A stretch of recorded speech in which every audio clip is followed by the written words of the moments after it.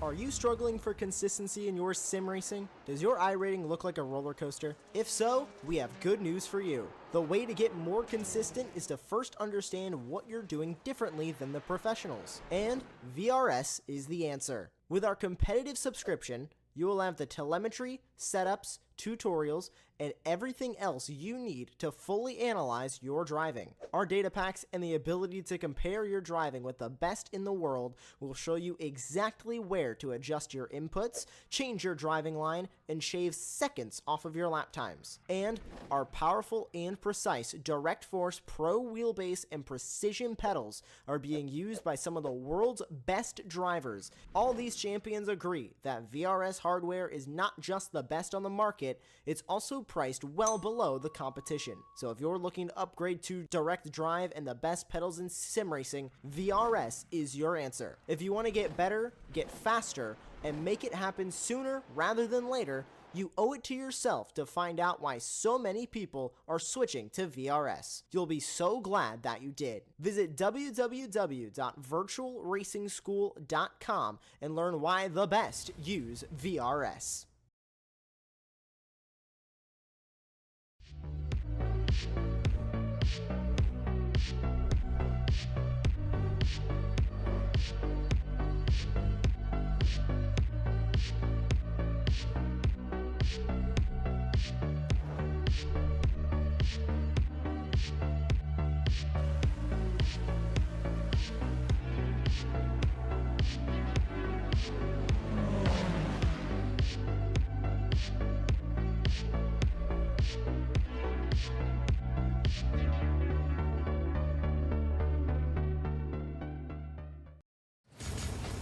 Are you struggling for consistency in your sim racing? Does your iRating look like a roller coaster? If so, we have good news for you. The way to get more consistent is to first understand what you're doing differently than the professionals. And VRS is the answer. With our competitive subscription, you will have the telemetry, setups, tutorials, and everything else you need to fully analyze your driving. Our data packs and the ability to compare your driving with the best in the world will show you exactly where to adjust your inputs, change your driving line, and shave seconds off of your lap times. And our powerful and precise Direct Force Pro wheelbase and precision pedals are being used by some of the world's best drivers. All these champions agree that VRS hardware is not just the best on the market, it's also priced well below the competition. So if you're looking to upgrade to direct drive and the best pedals in sim racing, VRS is your answer. If you want to get better, get faster,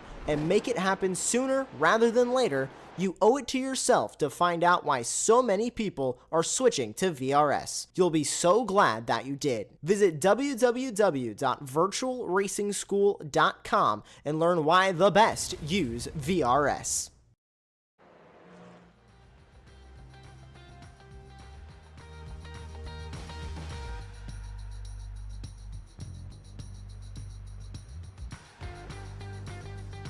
Good evening, or good afternoon, or even good morning, wherever you are in the world right now, and welcome to the Ray Esports Weekend Warriors Week 13 Runoffs, Apex Racing TV, the double header, the Week 13 special.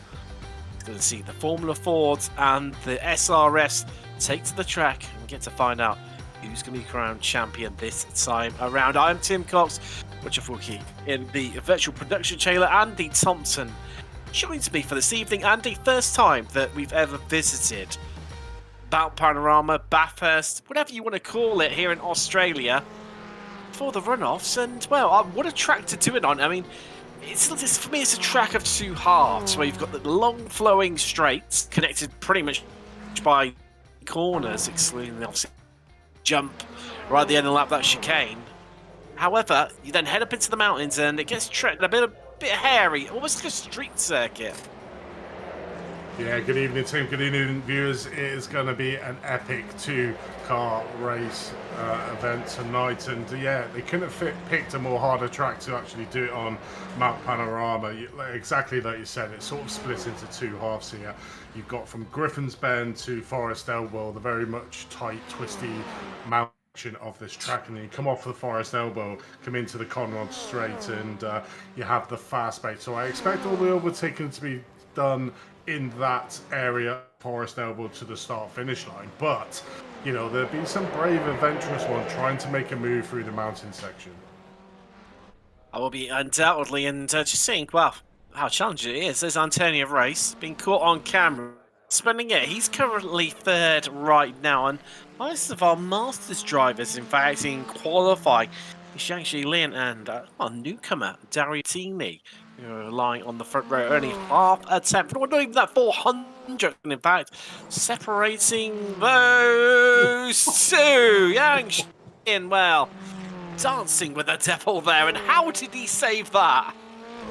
I mean, I have no idea, but that is a classic example of the hard part. Coming up through Suleiman Park, going into McPhilamy Park is really going to be treacherous. Certainly with the elevation changes of these cars, don't really seen in the series if you've been with the FF1600s, you know, going around the normal street circuit. They're very slidey, and you really want a well-planted car here at Bathurst, and certainly over that mountain section it is going to be super tricky out on track to be able to keep it in. But it's, I mean, it's a fun event, the week 13 one, but it's going to be super hard for drivers. We've got a 30-minute race where the drivers have to go through the pits under green flag conditions as well. And the pit lane in this circuit is super treacherous as well. And look, as if by magic, we are getting a camera view here of you actually, Lynn, coming in. It's super tight. You know, I've seen a number of cars hit into the tyre walls coming into that pit lane entry. So that's going to be an added hazard for the drivers during this event. It is, isn't it? Always treacherous. A little bit of a shorter race for you today, 30 minutes apiece. Qualifying just coming in, checker flag out. Drivers able to complete the laps that they're currently on, which there are many. Dan Sadra getting us across the line in the nick of time there to go once more. He's currently 6th as the American. He's actually the top of the American qualifiers at the moment. That's what we normally come to see. Some of the usual hitters, the regular crowd turning out. Kane Lasky, he's well down, starting in 17th at the moment. James Walker, the Canadian, he's in 11th. Overstreet all the way down in 10th, well down by her standards. Same with Jason Green. So on board with Marnie. Well, I always get nervous coming through that part. Through the dipper, you have to just be full commitment, and anything off, and that's it, you're in the wall. And I think prediction, Andy, are we going to see a big pile up during this race? I'm hoping not, but I'm hoping not as well, but you get the nasty feeling, don't you? Yeah, 100%. You know, the problem with this track, certainly up through the mountain section, that section you just mentioned at the skyline, coming down through the S's in the dipper, if you have a spin or you crash out there and it's at the start of the race, unfortunately it's going to be causing a M25 scenario going through that section, and the drivers at the back won't realise what's happened, and then that's where you'll get that shunting effect throughout the whole field. So hopefully in the opening lap the drivers take it a little bit more cautious, certainly down through that section of the track. These cars do not like changing directions quickly, and unfortunately that is very quick changes going through that section of the track. And talking about going quick, Yorgmani goes further, displacing his Masters foe. And also Fred Antonio race down to 4th. Zebra is improving, same with Overstreet 2 on her final lap. Drivers going quick, and something we don't tend to see here in the Weekend Warriors towards the end of the session. Great to see in this event, but I think that could be everyone done and dusted in terms of the time. Tim Stainer is going to come across the line. The last car across the line, even. He's currently 24th. Don't think it's really on an improving one. That's Kane Lasky, well down by his high standards. And Stainer, in fact, well, he's going to remain 24th, so no improvement for him as that's qualifying done. The door slams shut on that part of this session, and let's take you into your grid for the first race of this evening. Angie Lynn starting on pole, there's Dario Frattini, the Italian on the front row with him, and All Masters second row in form of Yorgmani, Antonio Race. Sentkowski and Overstreet start on row 3. Row 4 is Dan Sadjo and Matt Zirbs. Jason Green and Simon Mayer make up row 5, and you round out your top 10. Then row 6 sees James Walker and Tom Laurie. highest qualified time in the Spec 2 category. On to row 6. Row 7 is Andrew Love. Of course, winner earlier in the season in the Formula Fords in Masters. Interesting how he gets on. Jeff Jacobson lines up next to him. Look at Aaron Vogley and Mark Carter on row 7. Row 8. Row 9. Kane Lasky, as I said, well done. Watch for him coming through the field. He starts next to Richard Coffey. And then we've got Kuhn and Stevens making up row 10 and 20th position. That's Stevie Ray and Caleb Pocock. Paul Jackson and Tim Stano on row 12. With row 13 is going to be Jesse Bonus and Jeff Saunders. Someone who I'm not going to mention his name for joining as a driver rather than a viewer, alongside Greg Holland. Evandro Dantes not setting a time, neither did Carlos Navarro to round the top 30 and complete your grid. I just wanted to get on the grid, obviously, just to experience the atmosphere in these little cars, you know what I mean? And, I do. I've fulfilled a lifelong dream now, so I'm a happy chappy. Tick that one off the bucket list. Nothing about my mistake or whatever. It's nothing like that. No, it's not. It's not whatsoever. We'll glaze over that one. You're not the first one. I did it last season, so we're all guilty, as much as I do remember. Well, everyone's just lining up behind the Porsche safety car. Going to be going and heading off very shortly. Here come the lights to confirm. And we will be heading off. There's wow. Bit of delayed reaction all round here. It would be Bert Mylander if we were in F1 right now. You're actually just trying to push the race along, the safety car, I think, there. Yeah, everyone's saying, come on, let's get going. We want to get this one underway. Half an hour of racing in the Formula Fords here in the runoffs on Apex Racing TV. Who is going to get it? Who's going to make it through? Who's going to survive the big one, if there is one? Or even just their own events. Keeping out of the wall so crucial. Safety car, well, that's in as we look across the circuit as they round the final corner. And let's get ready to go racing, folks, as we're green and we are away. And Lynn caught napping a little bit there. Frattini already ahead. The Italian absolutely flying. And Teddy Race having a bit of a look right around the outside. They're still side by side pretty much through turn one.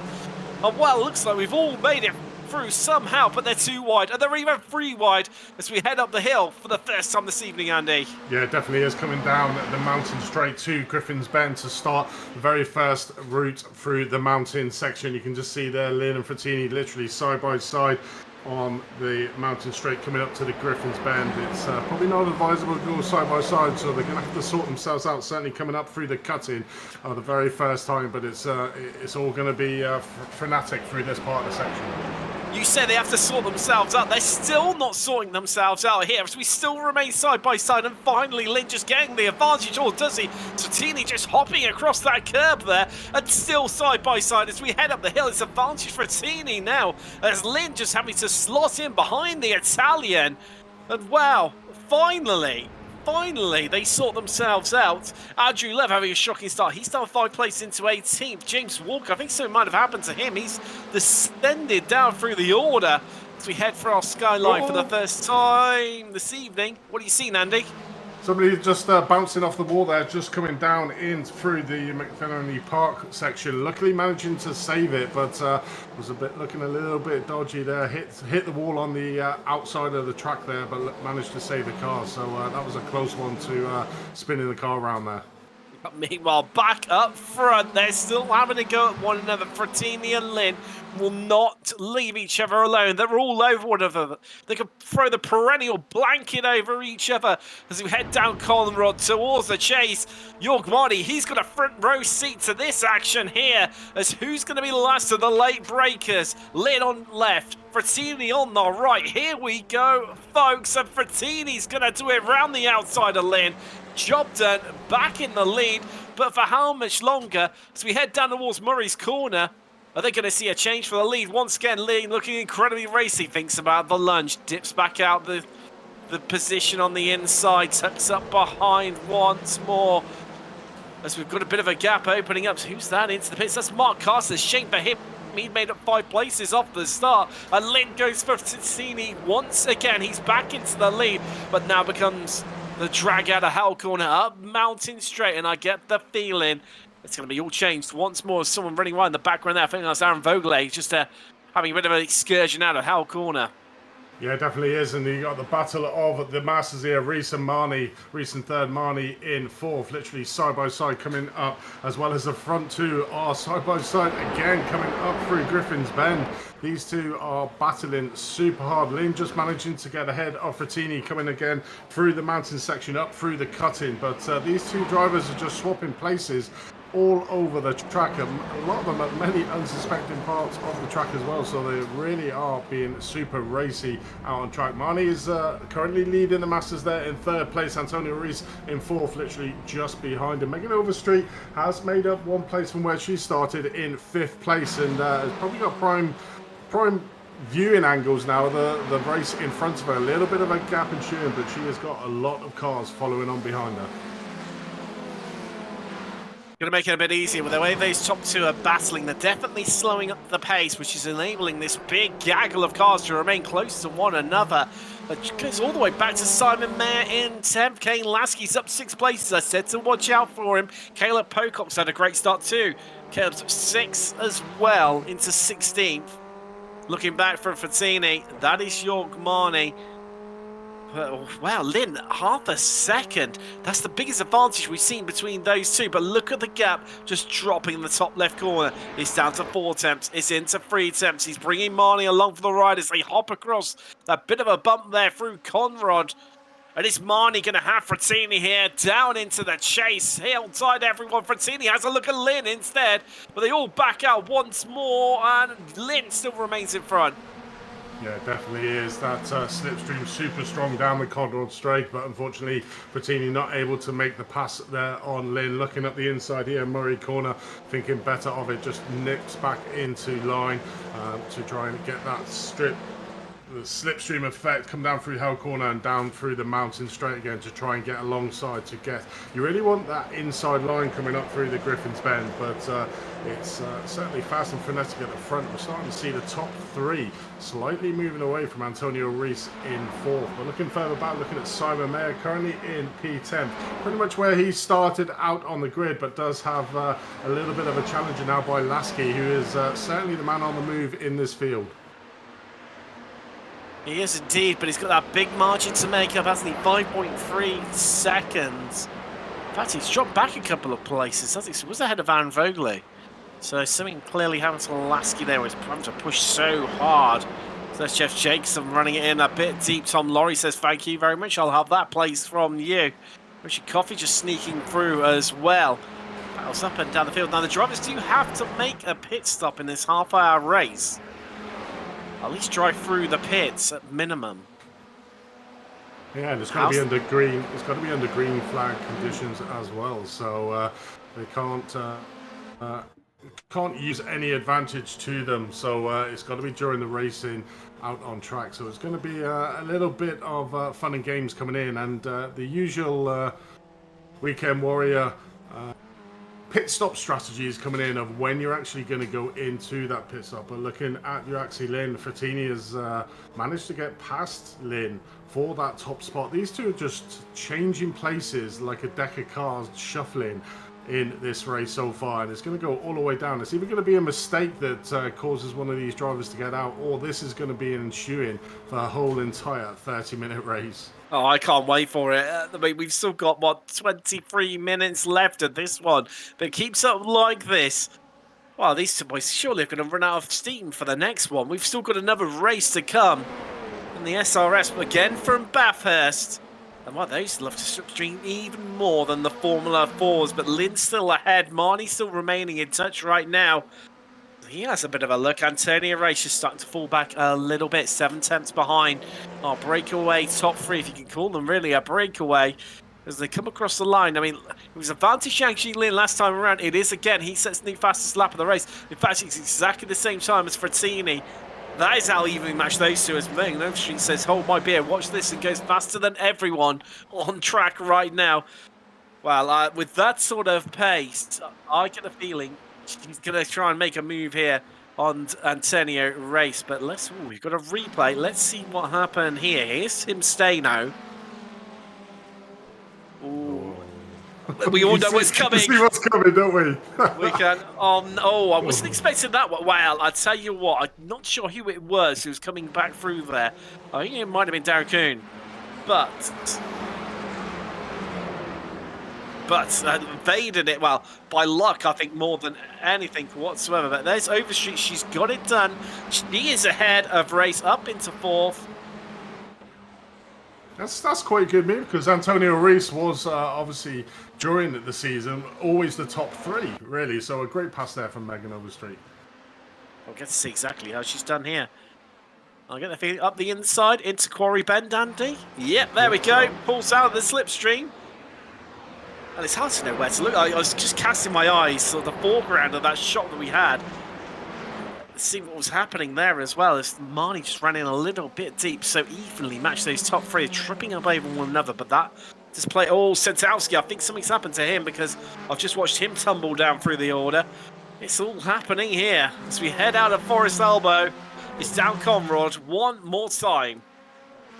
Yeah, definitely is. Lynn managing to keep that number 1 position, but Vertini will be pushing him. You can see there in timing tower, literally alongside 100th of a second, and there you go. Vertini manages to take back the lead again. I mean, this straight is just insane with the amount of slipstream effect. We can see Megan Overstreet here just trying to put some pressure on Antonio Reese. Antonio taking back that position after losing it earlier on down the mountain straight to Megan Overstreet. But them 2 straights are winners and losers for this race. So you've really got to take that into consideration now. The guys will know how strong that is. As you see Marnie there just looking at you, actually Lynn, and you're actually just having to go a little bit wide there, managing to keep the position but losing a little bit of time to Frattini in front. But that will be closed down as they come through Hell's Corner again to start another lap. This is lap number 5. We're only just tipping 10 minutes into this race, another 20 minutes to go. I mean, it's just been action-packed so far, but the next 20 minutes is, I'm sure, is going to get even more spicier. There's Overstreet getting the move done on Antonio Race. That's remaining in tow with these top 3 that are still tripping over with one another. Lynn just getting shoved out wide. Is Marnie going to capitalise in this one as they drag up the hill out of Quarry Bend towards the cutting? And Lynn's still just about mates in front, and that gives Frattini the bit of breathing space that he's probably been desperate for since we got on our way 10 minutes and 25 seconds ago. But up the hill once more through Solomon Park, through to McPhillamy. We drop down into Skyline. It's all about keeping your car intact, maintaining that rhythm. One small mistake, it's going to cost you. It could even bring people out with you. Oh, yeah, I mean, he's got 5 cars in the mix now. Was the top 3 slightly getting away from Antonio? But Antonio and Megan have been battling quite hard, but quite fair, and using the slipstream between each other, and have managed to call the way back up to the top 3 now. So it's a 5-way battle between Frattini in first, with Lynn, Marnie, Overstreet, and Reese. Then there's a big gap back to Maya in 6th place. So these 5 cars have managed to break away from the rest of the pack. So these will be fighting with each other. And Marnie, at the moment, seems super racy with Lynn. You can just see him there in the background in the number 4 car, just coming alongside Lynn for that 2nd place. Does have that inside line here, so is in the advantageous position coming through the chase, having the inside, but it's nearing a 3 wide. Frattini thought he had got away with Marnie and fighting out, and he managed to get, but there's contact between the 2, and Overstreet profits below, but she goes extremely wide as well. The cars behind Frattini at the moment, you can see they're 2 wide here coming into Murray's Corner. Wow, that was a twitchy set of corners there coming through the chase. And it's Yang Lin, the big loser. He's down 4 places into 5th right now, Andy. And all the work to do. Frattini, nearest damn it, 2 seconds the advantage over this lot after they were less scrambling and trying to avoid one another through the chase. They need to work together if they want to close that gap down.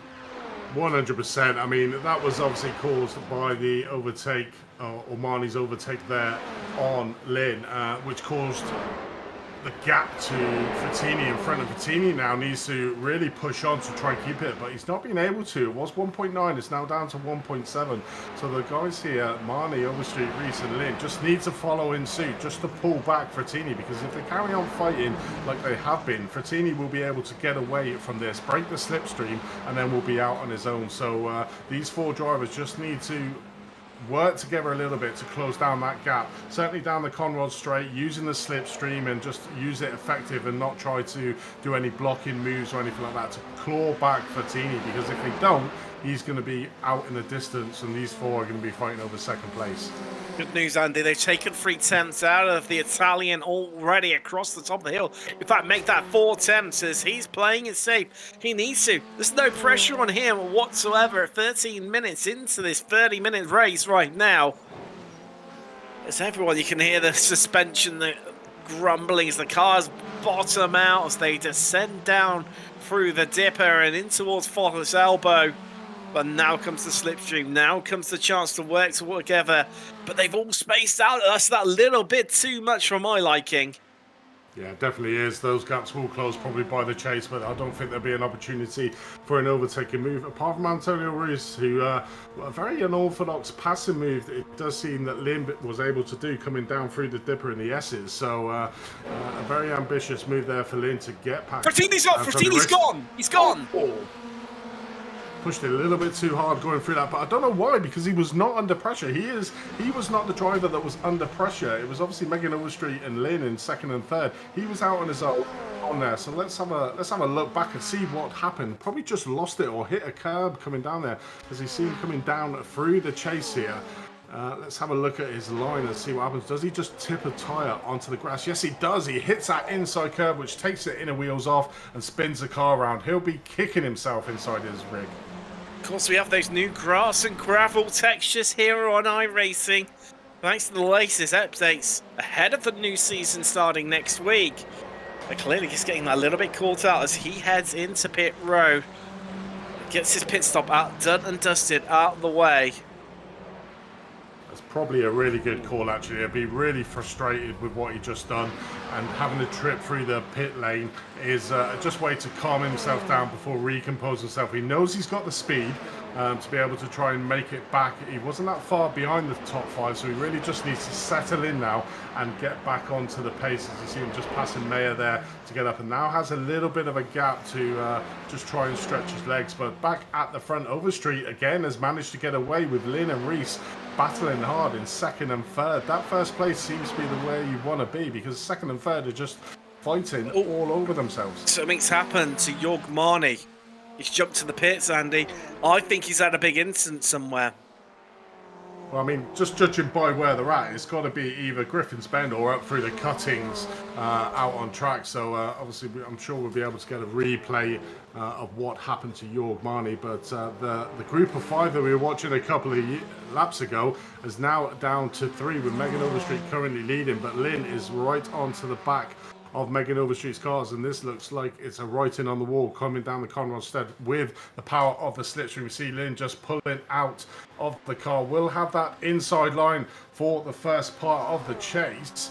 Well, manages to get it done before then. That just shows you the power of the slipstream here. Megan Overstreet had a gap just at the start of the mountain section, but by the end here of the lap is Yuaxi Lin has managed to take over where he started the race in first place. Well, the Battle of Bathurst is definitely turning out to be a war of attrition here at Mount Panorama. They're falling by the wayside up front. It's like nobody wants to win this one. And 10 races getting a little bit loose there out of Murray's corner, having to correct it. It'll cost him a little bit of time. Dan Sadro into the pits from 4th. I mean, this drivers, well done the order. We haven't even mentioned, like Jason Green, incredibly strong normally. He's struggling a little bit here today. Lots of drivers really struggling with this challenging circuit. So we head up the hill once more. 13 minutes left on the clock. Who's going to get this one? There's Satro heading out of the pits. Some more fuel on board. He's going to come out in about, 8th place. So that's a solid result for him. He's only down 1 spot, but as you can see from the graphic in the top left corner, Nobody in front of him has stopped. He's not too far off the likes of Coffey and Jacobson. Maybe Ryan Vogley should jump as well. It's also got Jackson and Saunders into pit row 2. Meanwhile, back up front, I think they've all seen what's happening around them, and they've all just calmed down a little bit right now. As well, here comes a replay, and that's right. So there's York Marnie. We're going to find out what happened to him. I mean, you talk about pressure being off earlier, the Frattini one, and you called it exactly right, Andy. Just lost the rear, got going again. Oh, and then touched the wall. Oh, it's one of those. It's such a tricky place to have to rejoin. Oh, and he's hit the wall. I'm guessing it's going to have broken suspension, and that's why you end up jumping to the pits. Yeah, either that or he's done the sportsman thing because he was in such a precarious position there. That cutting, it's very blind, so when the cars are coming around behind, you know, if he had pulled out a little bit further than what he did, he would have been literally a roll-in roadblock, and the cars would have hit him. So probably did the right thing, but unfortunately that is him out of the race. We got 2 of the front runners at the start of this race, Frattini and Marnie, and now it gives over to Lynn, who was our leader at the start of the race. Megan Overstreet up 4 places where she started, so the top 3 do come into the pits using literally all the road and some to go through as we watch the cars coming through the pit lane. Just literally have to drive through here in this session. Same with the SRFs as well. But let's have a look. But look at Green. You were mentioning Green struggling. He is now shot to the front, but he still has to do his drive through. But having his little moment of glory here is Jason Green after not probably having the best of races in his season. No, it's definitely not been the strongest. Drivers just mentioned, they don't actually have to stop. They don't need to take fuel. They will get home on the tank that they have. So Jason, ever the expert, the guru for Weekend Warriors when it comes to fuel conservation. You have to wonder where he's got, a place on the board at Greenpeace. He conserves that much fuel and look at the sim racing environment with it. But, I mean, as you said, he's at 8 places right now. However, those are going to fall. So where have our lead group come out, Andy? Well, they are 7 seconds behind him, but they're still clear of Coffey and Co., who's in 5th place right now. So, in terms of retirements, who have we lost? Frattini, Marnie, Mayer, Pocock, and Lasky. Wow, some real big hitters out of that list. I mean, Pocock had an electric start. Lasky qualified well down. Frattini and Marnie, we saw there in Simon Mayer, another strong driver. Always in the top 10, Mr. Consistent in that sense. And well, he's another one who's fallen foul of the curse of the mountain. Yeah, it definitely is. But it is a tricky track and a tricky car combo. I mean, I absolutely love watching Bathurst. I think it's absolutely great. As you see, Megan Overstreet thinks she's losing control, but that is her driving style. She likes to slide around the corners, but unfortunately lost a little bit of a gap there to Lynn. Well, I'm pretty sure that will close up coming down the You say that, Andy. Not too much, because on that one board, I did clock Lynn had locked what I assume would have been his front left. Just coming into that corner because there was a bit of a puff of smoke. So between the pair of them, I think they neutralised one another there. On board with Senkowski, another driver who had a bit of an issue earlier on, hence why he's down 8 places. And he is yet to stop as well, so that's a disappointing debut for the German. Currently behind Darren Kuhn there. Andrew Love just in front of them too. Of which Kuhn yet to stop. Love has stopped. Love stopped very, very early on from my memory. I think he stopped on lap 1 or 2. Currently on lap 10. Yeah, it definitely is. But that was a great picture angle just to show the suspension and how hard it's working. You know, the compression when it comes down through the S's and through Skyline, down through the dipper, you can just see it compressing. And when a car compresses its suspension that much, it's super hard to get the car turned around. So you've got to be smooth, which is probably what has caught a few of the drivers out. You know, certainly up through the cuttings that we saw Yorgmani earlier on, coming up through the change of elevation, literally coming up over the hill, down, and then almost like on a plateau for the cutting, and the suspension just like goes super loose on these cars.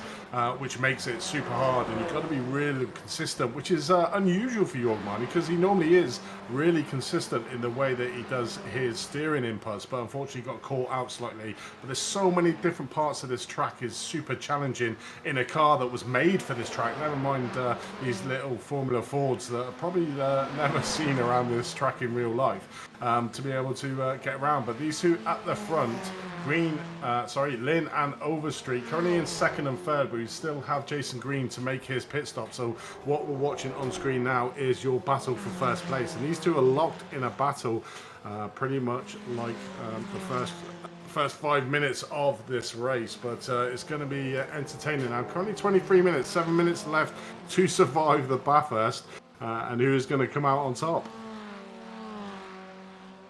Oh, we've got to replay what's happened to someone. Well, Jeff Jacobson all by himself, the American. Is that corner again? It's Corey Bend. Oh, just bumped the curves a bit too much. Lost the rear.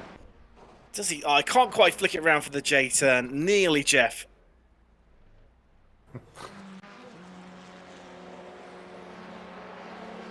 Back to this battle for the lead, Andy, and I think this is all just calmed down. Right, Green's into the pits. Interesting to see where he comes out. So he will lose the lead. Lynn and Overstreet will come past. You just saw him in the back of the picture there, just heading through the final turn. Those with eagle-eyed ears will hear them go past. There you go, moving across to them. So they're through. Race will get through as well. But I think this means that Jason Green is going to come out net P4 at the end of this, ahead of Coffee and Sadro and Co. So that's going to be a great result. Yeah, just clock him in the background there. Coming out of pit lane exits. Just past Hell Corner. But he will lose a bit of time just getting up to speed. Just lacking that momentum there. He's okay. So, right. Good result for Green now. He's up into 4th. That's brought him at 5 places overall. Yeah. Richard Coffrey still has to make a transition through the pit stop, so the gap between Jason Green and Dan Sadro is quite considerable. So he has about a 6-second gap between himself. So he's in a good position, although it does show the top ones haven't stopped, but we certainly know that they have. So the battle out in front between actually Lynn and Megan Overstreet is now coming to the sharp end, really. They've done their pit stops. It's now all out on track. 5 minutes left, and a great onboard view of that. You just look at the suspension, see how much it's working down through the section. Certainly here, it just literally slams in at the bottom of the dipper. And it's super hard to make that car turn when the suspension's sort of doing that on track. But actually then just managing to get a little bit of a gap, but it will be neutralised coming down this Conrad Straight to Megan Overstreet. But do you know what? In a way, I do hope that Megan can get this one done, because she's always been the bridesmaid, never been the bride in the series. You know, always getting them podium positions, but I don't remember actually winning a race. I'm sure you'll correct me if I'm wrong there, Tim, but it'd be great for her to win this week 13. So no one biased there, but yeah, I'm sort of rooting for Megan that she can get this one done. Wow, Formula Drift more like there, going through the chase. SRF's, yes, Andy, she's our reigning champion, though, in the Formula Fords. She is. Very consistent. Incredibly on the podium for every race bar 2, I believe, which were the ones, ironically, I didn't turn up to in the season. Hashtag just saying. Hashtag your omen. Clearly, yeah, good luck charm. I mean, yeah, well, I mean, poor her if I'm her good luck charm. That's for sure. Wouldn't wish that on anyone whatsoever. Just seeing Andrew Love now. He's on the back of Mark Carter, and Sankowski is there. Oh, kicking up a bit of dust there on the exit, out of the chase, down towards Murray Corner. A little bit spaced out, but that gap will compress as Coffee into the pit. He's left it late, 27 minutes. That's pretty much the last opportunity for him to come through pit road. Why does he come out? Just in front of Aaron Vogelay, who's going to get past him due to the fact that Aaron's got that speed coming and the momentum out of Hell Corner. And that is why Coffee's just dropped that one place, but for now, because there's still some key overtaking opportunities to come. And looking at their lap time, they're going to have... Well, this is the penultimate lap. They're going to take white flag next time around. Yeah, it definitely is, and that is the battle for S2. Coffrey just leaving it super late to the last possible moment to dive in, and now battle is on for that S2 like it is for the S1 out in front. So at the moment Vogle's got that position, but Coffrey is tucked up behind him, which will give him the advantage coming down the Cardinal Straight. So could be a change of positions in that S2, but Richard Coffrey's had a very quiet race, but has come on strong. He's up 11 places from where he started this race, so although we haven't really spoken about him, has just chipped away throughout the whole entire event, and is looking at a race win in that S2 if he can get past Aaron Bogle there in P number 6. Just looking at the big movers in the sheet, and it is Stevie Ray. We haven't mentioned him at all this race, the sponsor of this week 13 event. In P8, up 13 positions from where he started, so a great day, and second in the Masters. So profiting from a few of the big names coming out. Lynn, the man on the move, pushing hard, coming onto this final lap, setting the new fastest lap of the race. Although Overstreet going quicker, but due to an off track, that's on deleted. Interesting. Interesting all to play for there here. This white flag in the air. It's one to go. One set of opportunities, all or nothing. Here in the first of the races in the runoffs. And who's going to get it? Will it be Lynn? Will it be Overstreet? Can they hold their nerve up through the mountain, Andy? Let's find out. Definitely is, and Megan Overstreet is in the prime position at the moment if she can keep it close behind Lynn and getting a really good move out of the forest elbow to get maximum use of that beam effect.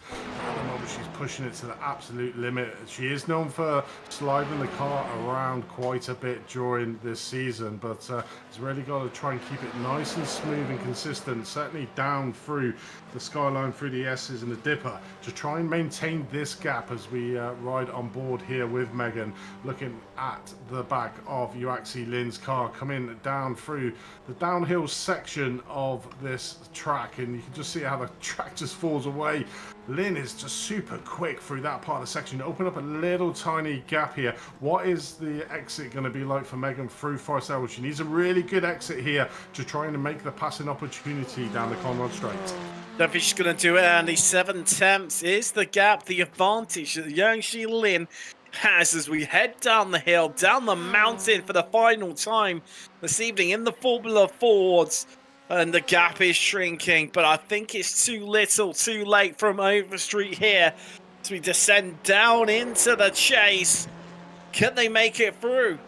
Of course, we saw Arlena Frattini lose it under no pressure whatsoever.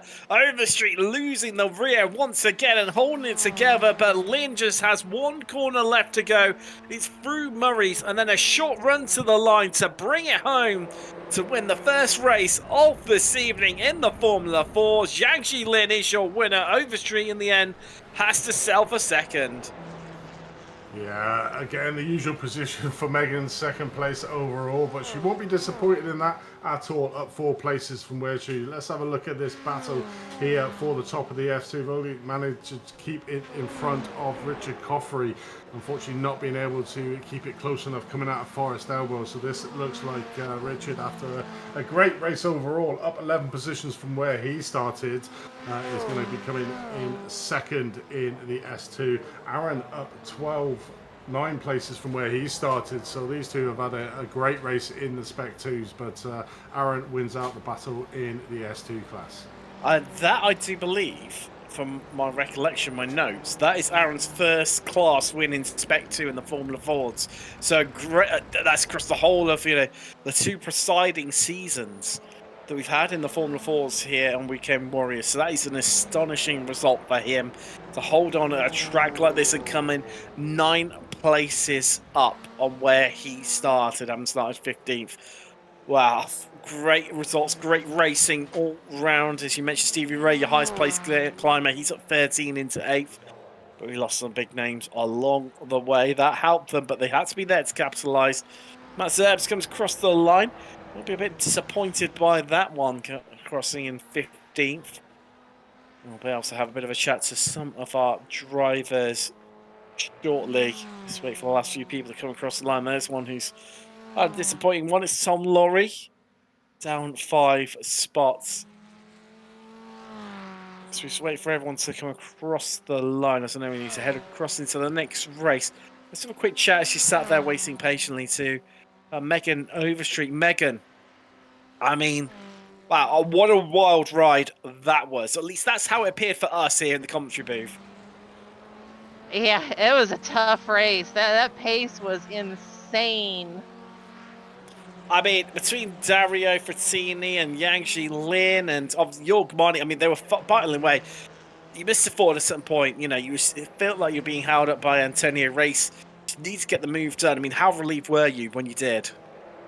Yeah, I was very happy once I got around him because he was holding me up just a little bit. But that draft, it makes such a huge difference where you can be behind quite a bit going on that back straight, and it'll just suck you right on up to the group ahead of you.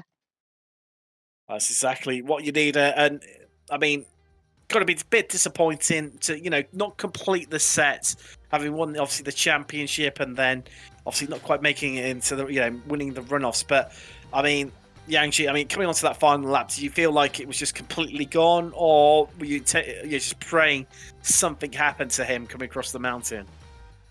I was hoping he'd have a small mistake because he was so much faster than I was in the downhill section.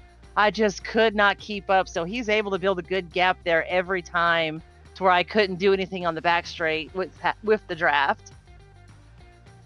Well, Megan, we'll let you get on and across to the next session. Congratulations on second. That's Megan Overstreet, second here today in the Formula Fords from Bathurst. Well, Andy, we'll sit tight. We'll go for the results. We'll sit tight, see if anyone else emerges quickly. Yangji Lin, as you mentioned, runs out your winner here today in the Formula Fords, the first of the double header in the runoffs. Overstreet second. Taylor Race winning in Masters on the podium overall. Then it's Jason Green. Great strat from him to climb 5 places to come 4th. Then Dan Sadro, he had another solid race despite mistakes. Vogley, wow, astonishing result for him. First ever win in what a way to do it here in the runoffs. Richard Coffey second in class.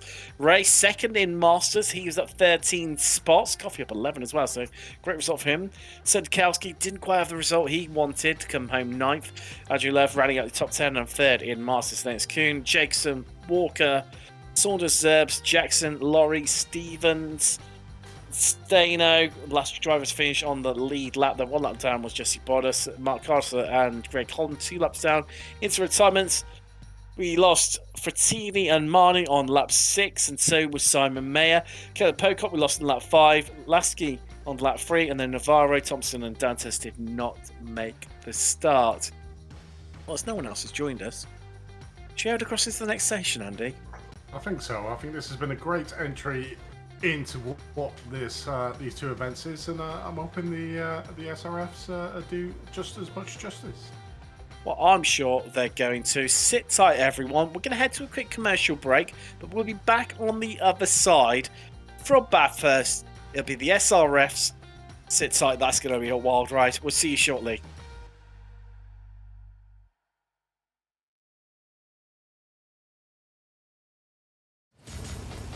Are you struggling for consistency in your sim racing? Does your iRating look like a roller coaster? If so, we have good news for you. The way to get more consistent is to first understand what you're doing differently than the professionals. And VRS is the answer. With our competitive subscription, you will have the telemetry, setups, tutorials, and everything else you need to fully analyze your driving. Our data packs and the ability to compare your driving with the best in the world will show you exactly where to adjust your inputs, change your driving line, and shave seconds off of your lap times. And our powerful and precise Direct Force Pro wheelbase and precision pedals are being used by some of the world's best drivers. All these champions agree that VRS hardware is not just the best on the market, it's also priced well below the competition. So if you're looking to upgrade to direct drive and the best pedals in sim racing, VRS is your answer. If you want to get better, get faster, and make it happen sooner rather than later, you owe it to yourself to find out why so many people are switching to VRS. You'll be so glad that you did. Visit www.virtualracingschool.com and learn why the best use VRS.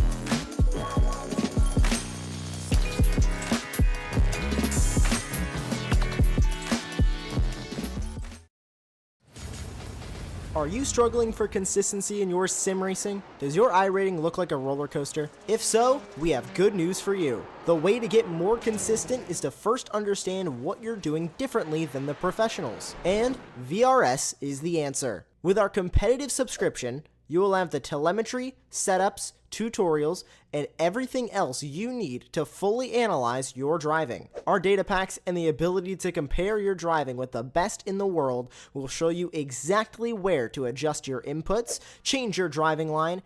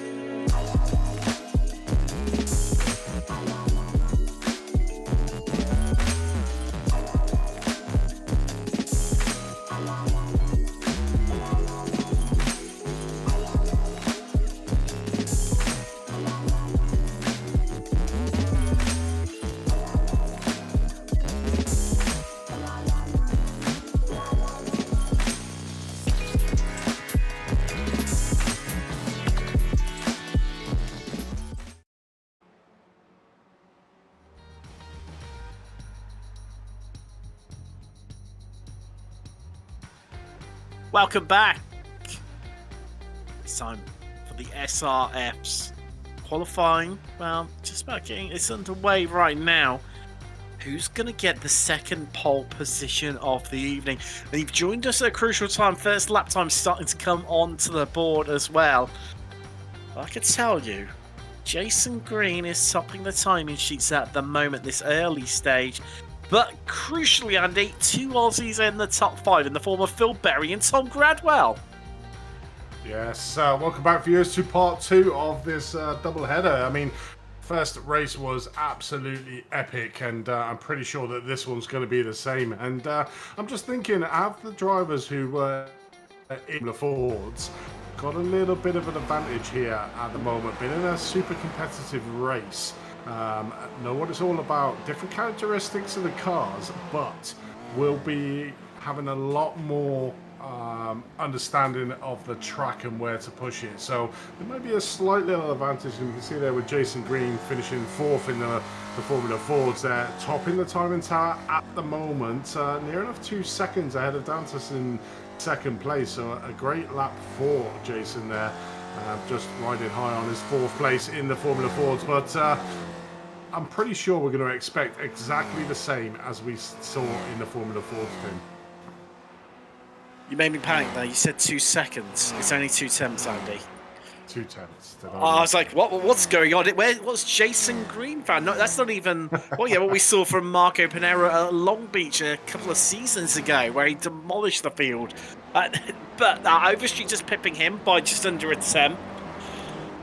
Big hitters, big names. We've got, people still to set lap times. It's most of the field, in fact. Watch out for the likes of Flavio and Darlo still to set a time. Frattini, after we saw his great display for a big mistake at the chase in the Formula Fords. Lasky still to set a time. Yogmani still to set a time. And will Andreas Bertoni set a time, or will he do his usual, start from the back and see where he comes? Slightly longer race, 40 minutes this one though, Andy. Usual fodder in Weekend Warriors, so that might be an advantage, or it might not be, I don't know. Well, I mean, it's not like a usual track that the drivers will be used to, so I think it creates an even playing field. Yeah, the car characteristics are the same as the rest of the season, but the track is a completely different track. You know, it's so undulating, and like you mentioned at the start of the broadcast, you know, there's two separate parts of this track, and we're just watching dancers coming through.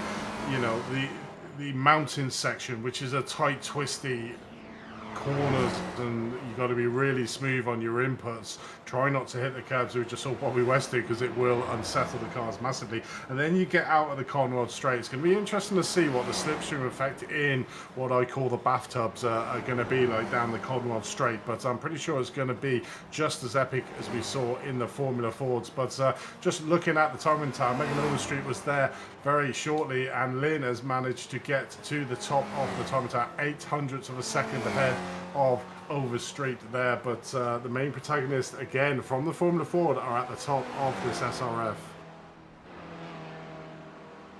Well, we're going to see someone else take the challenge to them.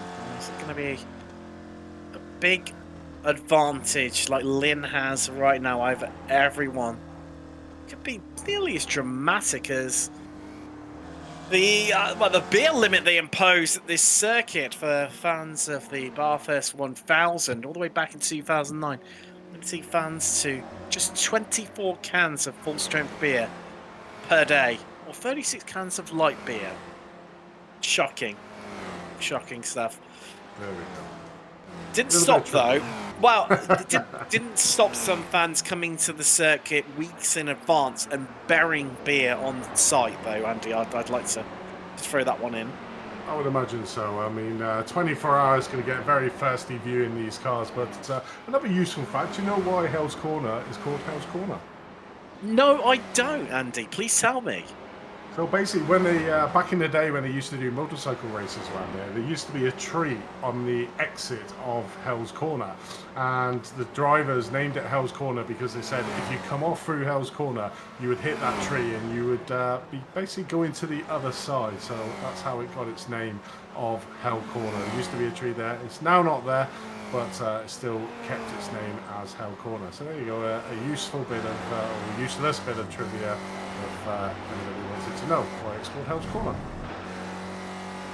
Just on board with Overstreet, seeing dancing here. Well, how there, Megan Overstreet. Oh, well, context care, spoke too soon, and this is going to be a collision. Yes, it is, with Bradford Gould. I think that was just heading through. I'll hold it right to the last part, through the dipper there. That big compression just hurting them. Juan Rodriguez, great qualifying from the Spaniard to be in 6th. Another newcomer to the series. Great to have new names on board. I said, would Andreas Paterni try to set a lap here in the runoffs? The answer to that is yes. And he's currently 2nd. But still a whopping, a mammoth 6/10 off of Yangshi Lin. But he only 0.03 of a second separating Bertoni. Funny. That difference between the front and the second row. Absolutely insane, isn't it? You'd be a very brave man trying to go from the back of the field to the front of the field in this track. You know, certainly like we saw before, if this part of the section here, somebody has a slight little mistake, can cause a big pile up. We didn't see it in the Formula Fords, and hopefully we're not going to see it in these SRF, but it's more than likely in this track than any other track to have a flat one. Exactly that. But that incident there, if we see that on the opening lap, is going to be extremely hard for the rest of the field, which are going to be at full race pace. And the problem is, as well, is what you don't see it until you come around the corner, and then you've literally got nowhere to go. These cars are not renowned for their stopping power, so it's literally going to be, you're going to go into the car, unfortunately. So you're relying on a lot of the drivers either doing the right thing and getting off the track as soon as physically possible, or there could be a big issue. So going from the back of the field is probably not a wise decision on this Bathurst track. No, and well, yet the set of times are Dario Frattini and Jeff Horniak. Bradford called on his first flying lap. On board with York Marnie right now. He starts a new lap. Will he go faster on that existing one though? Answer that is no. Oh, he was on an outlap though, apologies. So, what can he do on this lap of discovery? And looking at it, so get across the line. Well, if he pulls out a decent lap here, Andy, he'll get across the line just in his time to go one more time around Bathurst to improve on third and get up onto that front row. But my golly, it's going to take a mammoth lap for someone to knock Yang Lin off that top step. Yeah, it definitely is. But Jason Green is in a good position at the moment. Does have the slipstream here of Marnie, so we'll be gaining an advantage over there. It's whether York Marnie has a decent lap to be able to pull along Jason Green and the car behind it. I haven't worked out who that is at the moment. Car number 212. That's Alan McCain. So basically, getting a nice slipstream off each other, and as long as York Marnie does this top section in a good time, Jason Green will be in a good position coming onto the Conrad Straight to use that slipstream effect to gain a couple of attempts to maybe try and close down that 0.6 of a second gap that Yang Ling has at the top of the timing tower. Kane down in 15th at the moment, second highest of the Spec 2 qualifiers. Of course, our reigning champion in Spec 2. Mammoth season from McCain, well deserved from him as well. I was speaking to him a week ago about it, and well, how relieved was he, and looking for a good run here in the runoffs. As we head down Conrad Straight now towards the absolutely epic chase. On board with Green. These cars love to slipstream, and Green in a prime position right now. You can see how much he's gaining on Marnie. He's going to let him come past. Let them both come past, in fact. Onto the brakes they come. Now, what sort of times are they going to set? They need a mammoth last two corners here from the pair of them to climb through the order. Let's find out, Andy. Let's find out through the final corner. Green in 6th. 226.68, his previous best. This feels faster. Surely it's going to be faster, and it's good enough for second. And only a tip, and McCain goes third. Yeah, definitely a big advantage here from the slipstream. So they've, I think the old York Marnie and Beer there, the pair of them, certainly McCain, as you said, was languishing second in that S2, but really got a nice toe off Jason Green and York Marnie to literally pull him along. So a great finishing position there for McCain, but it's still not over at the moment. Megan Overstreet coming around for another lap, currently down in P7th, but we her her start in this position and bailing out of this lap, so she won't feature higher than P7th as she takes an alternate line. That's where I was on about the pit entry into Bathurst can easily catch drivers out, so pretty sure she doesn't want to be doing that in the race. But literally the qualifying is over. The drivers are allowed to finish their last lap, so is anyone going to move higher than you actually Lynn, or is Jason Green still going to be in second place? Only time will tell. I think the feeling it's going to be in second still, Andy. I can't see him going faster. Quick look across to the chat. West Tech Esports Racing saying Yangshi is very quick down the S's. Wow, didn't we see that in the Formula Fords? Absolutely electric for the Chinese driver. Yugmani saying his bloody shifter could not shift down. It was too late for braking, but he does love this track. Marco Panero popping in and saying, hello, Marco, where are you? I need you racing here, my friend, not sat in the chat. Congratulations, though, to him on picking up the victory, though, in Spec 1 last season. Well, technically, it's still this season, if we're being pedantic about it. But Not too far away from getting things kicked off next season. Only a week away here on Apex Racing TV. Make sure you join us for that one. But now it's all about our second of the runoffs here today. And who's going to take it? Will it be a double victory for Lynn? I mean, Andy, he's been electric, hasn't he? It's going to take a lot to displace him from that, surely.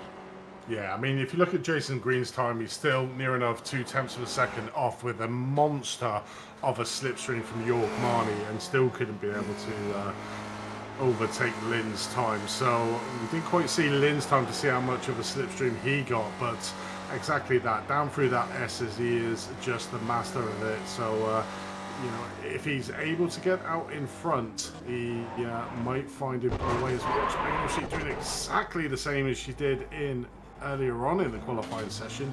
It's maybe a little bit of a tricky track for Megan, certainly with that tendency to slide the cars, but we are standing by for an epic 40-minute race here, and it's just too hard to call. You know, it's just such one of them tracks that could easily catch any drivers out, as we saw in the Formula Fords.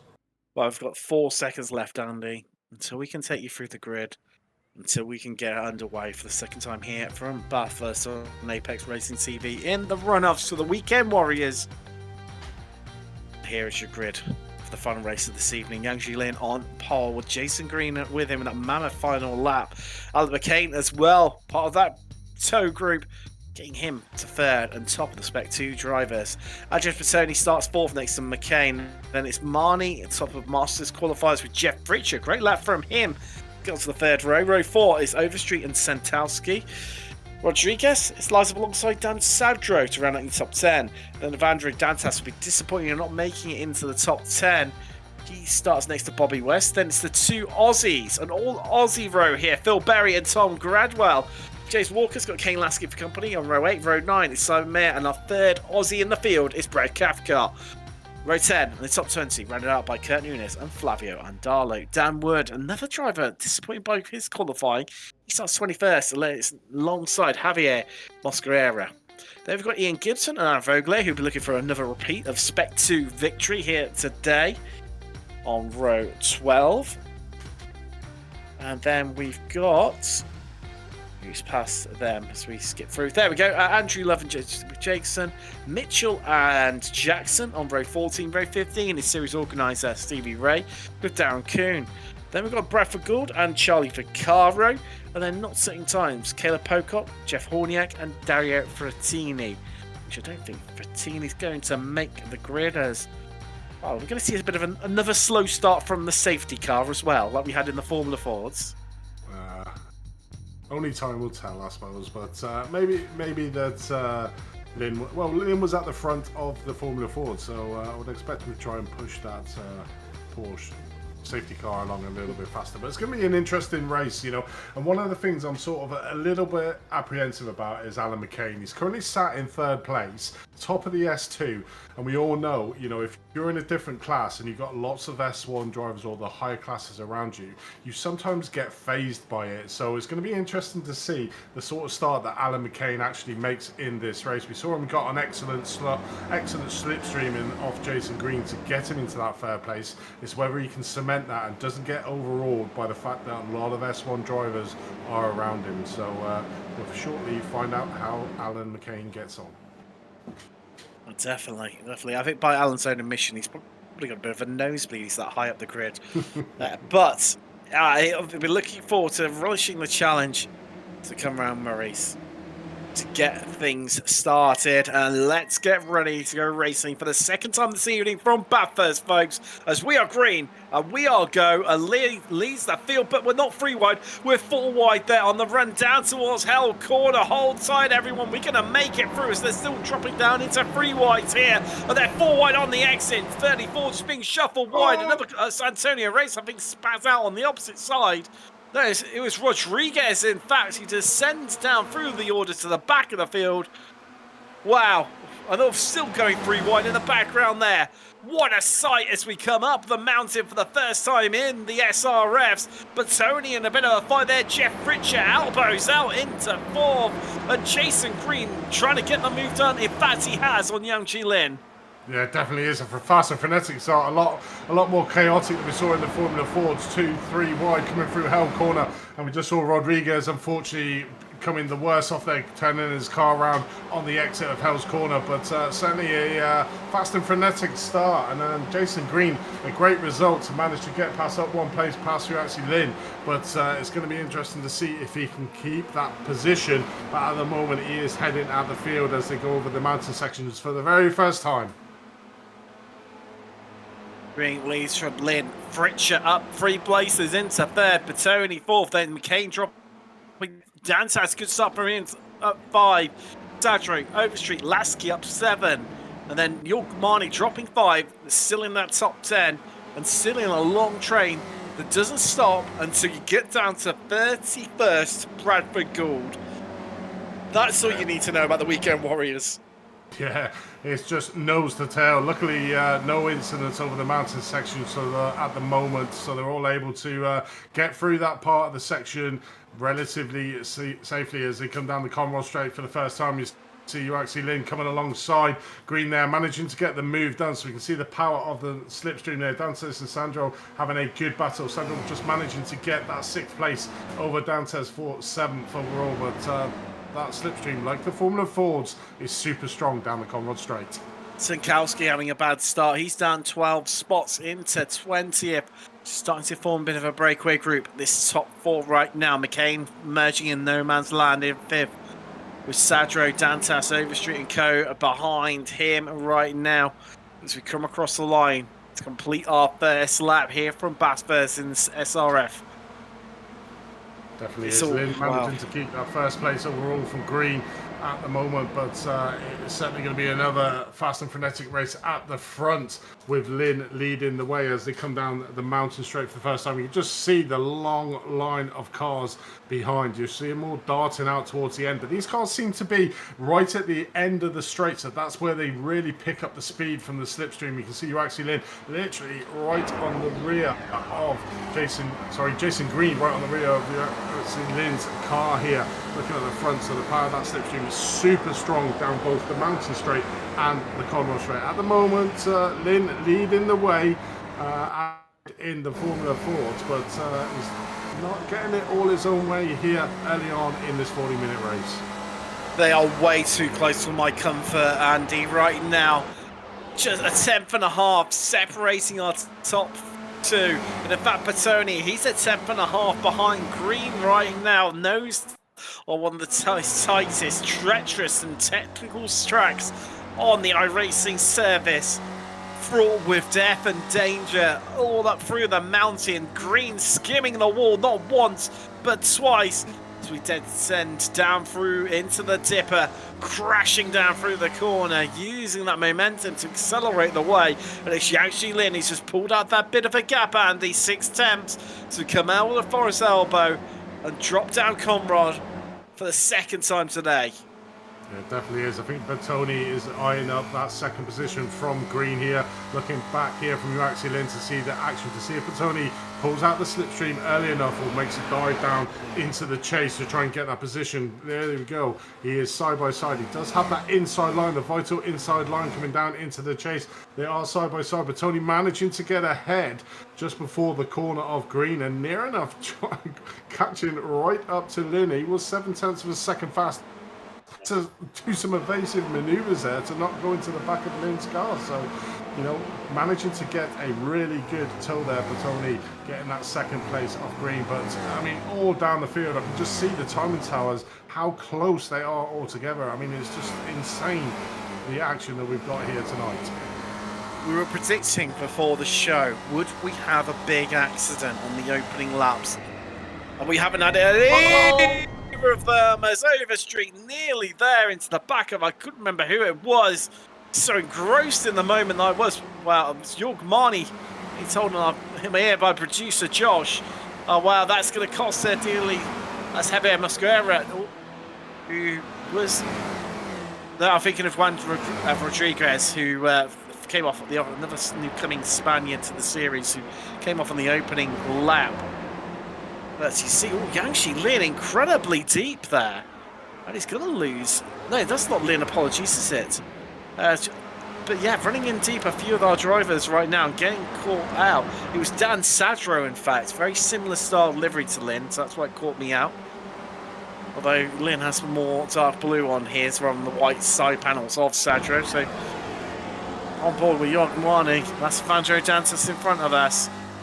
And they have lost touch with Fritcher in front of them. Definitely have. We've got a breakaway group at the top of the pile, the top four managing to get away from the battle they're currently watching on screen between Dantas and Mane. Mane in 6th place. A little bit of a gap. You can see the cars just in front going through. We'll have a good idea of the gap when we get onto the combat show. You just see the blue car there of Fritcher in front, so a little bit of a gap, but you can just see the train here at the moment. Jorg Marnie all over the back of Dantas' car and should get a really good tow again here down the Commonwealth Straight. Begin to stay with the battle just to see the power of this slipstream. You see there's no real closing up, and then all of a sudden that slipstream really pays dividends. It's more towards the chase, and then it's like the slingshot effect coming there as Marnie easily breezes past Dantas to take that 5th place. And I think there's another car there just following in behind. I think that is Lasky. It is Lasky indeed, Andy. And a bit of a nudge there into the braking zone from Dantas on Marnie, just leaning on them for a bit of assistance in the braking zone. But Fritcher's got past. He's up into 3rd as Sadro says, nope, I've had enough. He bails. He heads through to take his mandatory pit stop. Although, can just get away with driving through the pits here today. And in doing so, that will... I mean, this could be advantageous because you'll get away from everyone. Yes, you'll lose the slipstream, but you won't get held up in traffic coming across the mountain. And, wow, that could end up being potentially beneficial to you, providing a net overall gain. 100%. I mean, look at on screen how close the cars are together.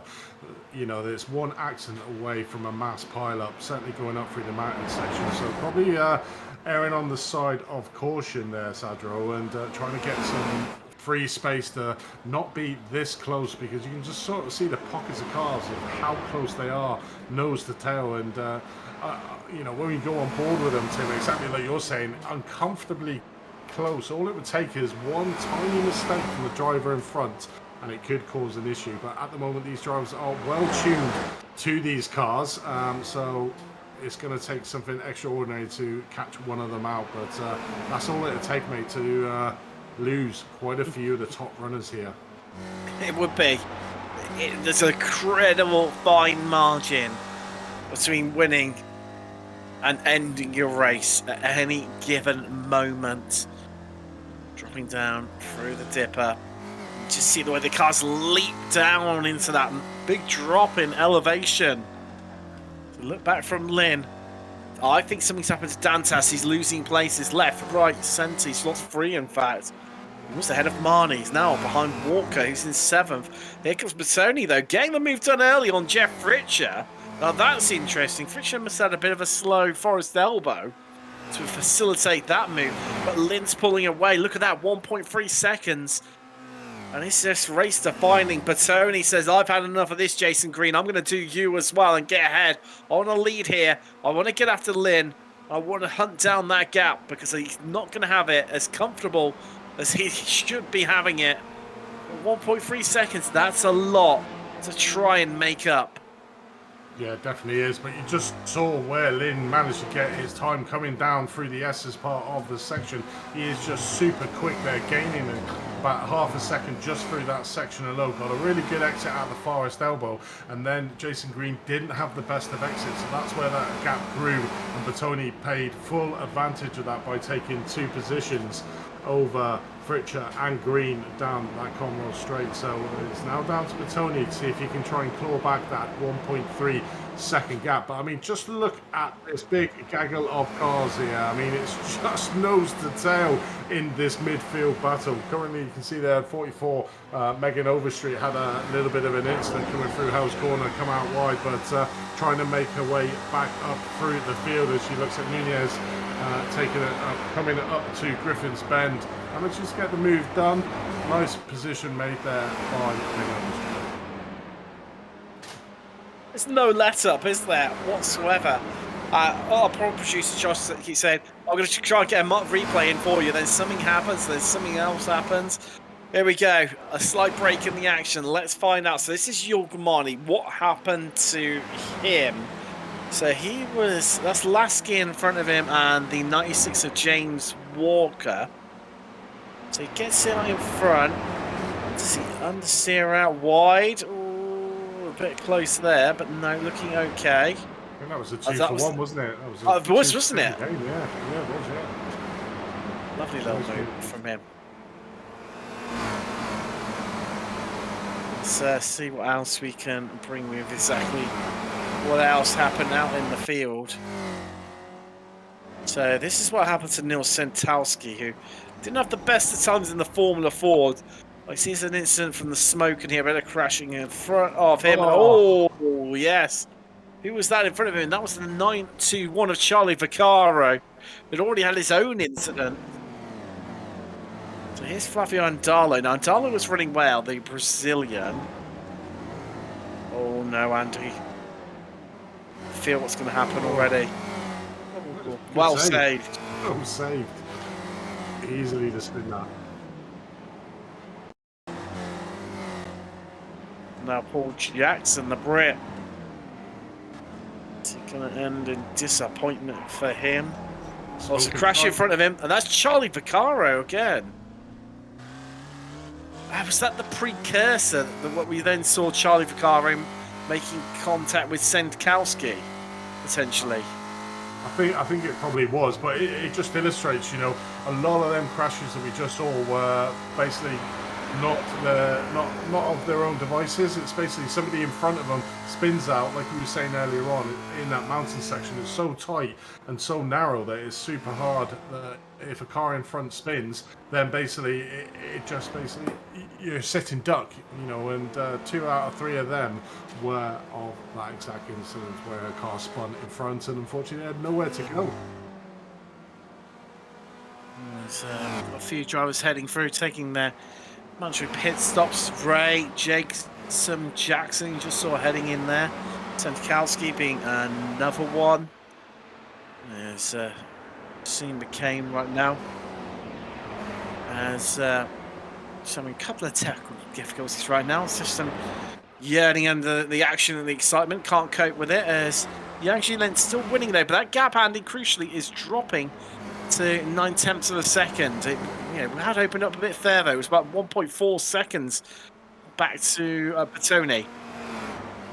I think I did see the gap come down to around about 0.3 of a second. So it must be that you actually is going through that down through the S's into the dipper, you know, which is the extreme part where you actually Lynn is super quick to be able to push that gap out. We did see that gap slightly coming down to around about 0.7 of a second, and again it's rose to above a second between actually Lynn and Jason Green. So certainly the top 3 at the moment, top 4 at the moment, massively pulled away from Kane Lasky in 5th place. The tune of around about 5 seconds is the gap. So the top 4 certainly have managed to get away.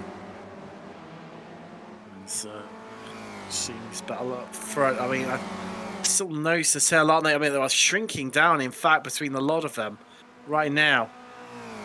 As we see Bertoni, I mean, wow, still well winning the fight here. And it just, I mean, Jeff Fritcher having the drive of his life to stick up, keep up with these 3. See, so the pace that we've seen displayed from Yang Zhilin in both races so far, I'm astounded with where he's found this one from. He's absolutely flying here in Australia. He certainly is. I mean, like you were saying at the start, is he going to start from the back of the field? I think it was very much a wise decision to put in a fast lap to try and get himself up to the top of the grid. He did start in 4th position, managed to gain 1 position at the moment, currently lying in 3rd place, and you've just been seeing him picking him earlier on, picking him quite a few of the laps to try and get him up, but seen a bit of a battle at the front as well, just fractionally there. Jason managed to take the lead over Lynn in 1st place. Lynn's managed to keep that 1st place for the moment, but it's certainly heating up, and you know, that's the thing with this track is that you can get away at front, but then if the guys behind start playing a little bit of ball, using the slipstream in an advantage, that gap can come super quick. We can see the gap now, 0.3 of a second. Just stick with this battle and watch how Lynn, coming down through the section of the track, manages to get that gap out. So up there in the timing tower about 1/10 of a second, and there you can see it starting to creep up slightly because Lynn is super quick down this part of the section. So I'd expect it to raise to around about 1/2 a second as he really has this dialed Tony in in. the wall. Oh! That's it gone. That's surely Petoni going to be gone now. I just saw him, Andy, at the corner of the screen just drift a little bit wide. And that's why Frisch just... he's drifted wide in an attempt to try and keep the power down and stay in touch with Lynn and Green. And how much damage have those two incurred? And a bit of pinball down through the dipper there, these two, Petoni and Fritcher. But you can sort of see there, unfortunately, Lynn did not get the gap that he wanted. Down to 0.2 of a second, not able to make the pass here, Green, but you can just see how quick Lynn is down that part of the section. He has just enough of a gap to be able to make it super hard for Green to pass him down the Cornwall straight. So his tactics at the moment are paying off massively with that part of the section where Lynn is super quick on track. But Jason Green is certainly not giving up. Super close, 0.3 of a second. These two are now away from Fritcher and Bertoni after they play pinball down through the dipper. They are in 3rd and 4th in their own little battle. Big shout out, I suppose, as well to Alan McCain. You know, I did have a little bit of reservations at the start as we see Lynn doing a little bit of a weaving work down the mountain straight, but to no avail. Green is able to make the move coming down into Griffin's Bend. So a new leader here, Green in #1 position. Has Lynn got a problem? He's lost quite a bit of time, Andy, and he seems to be slowing up a little bit. I say that, he's picking up the pace once again and actually gaining on Green, so maybe not, but a bit of an odd weave from Lynn. They're heading up the mountain.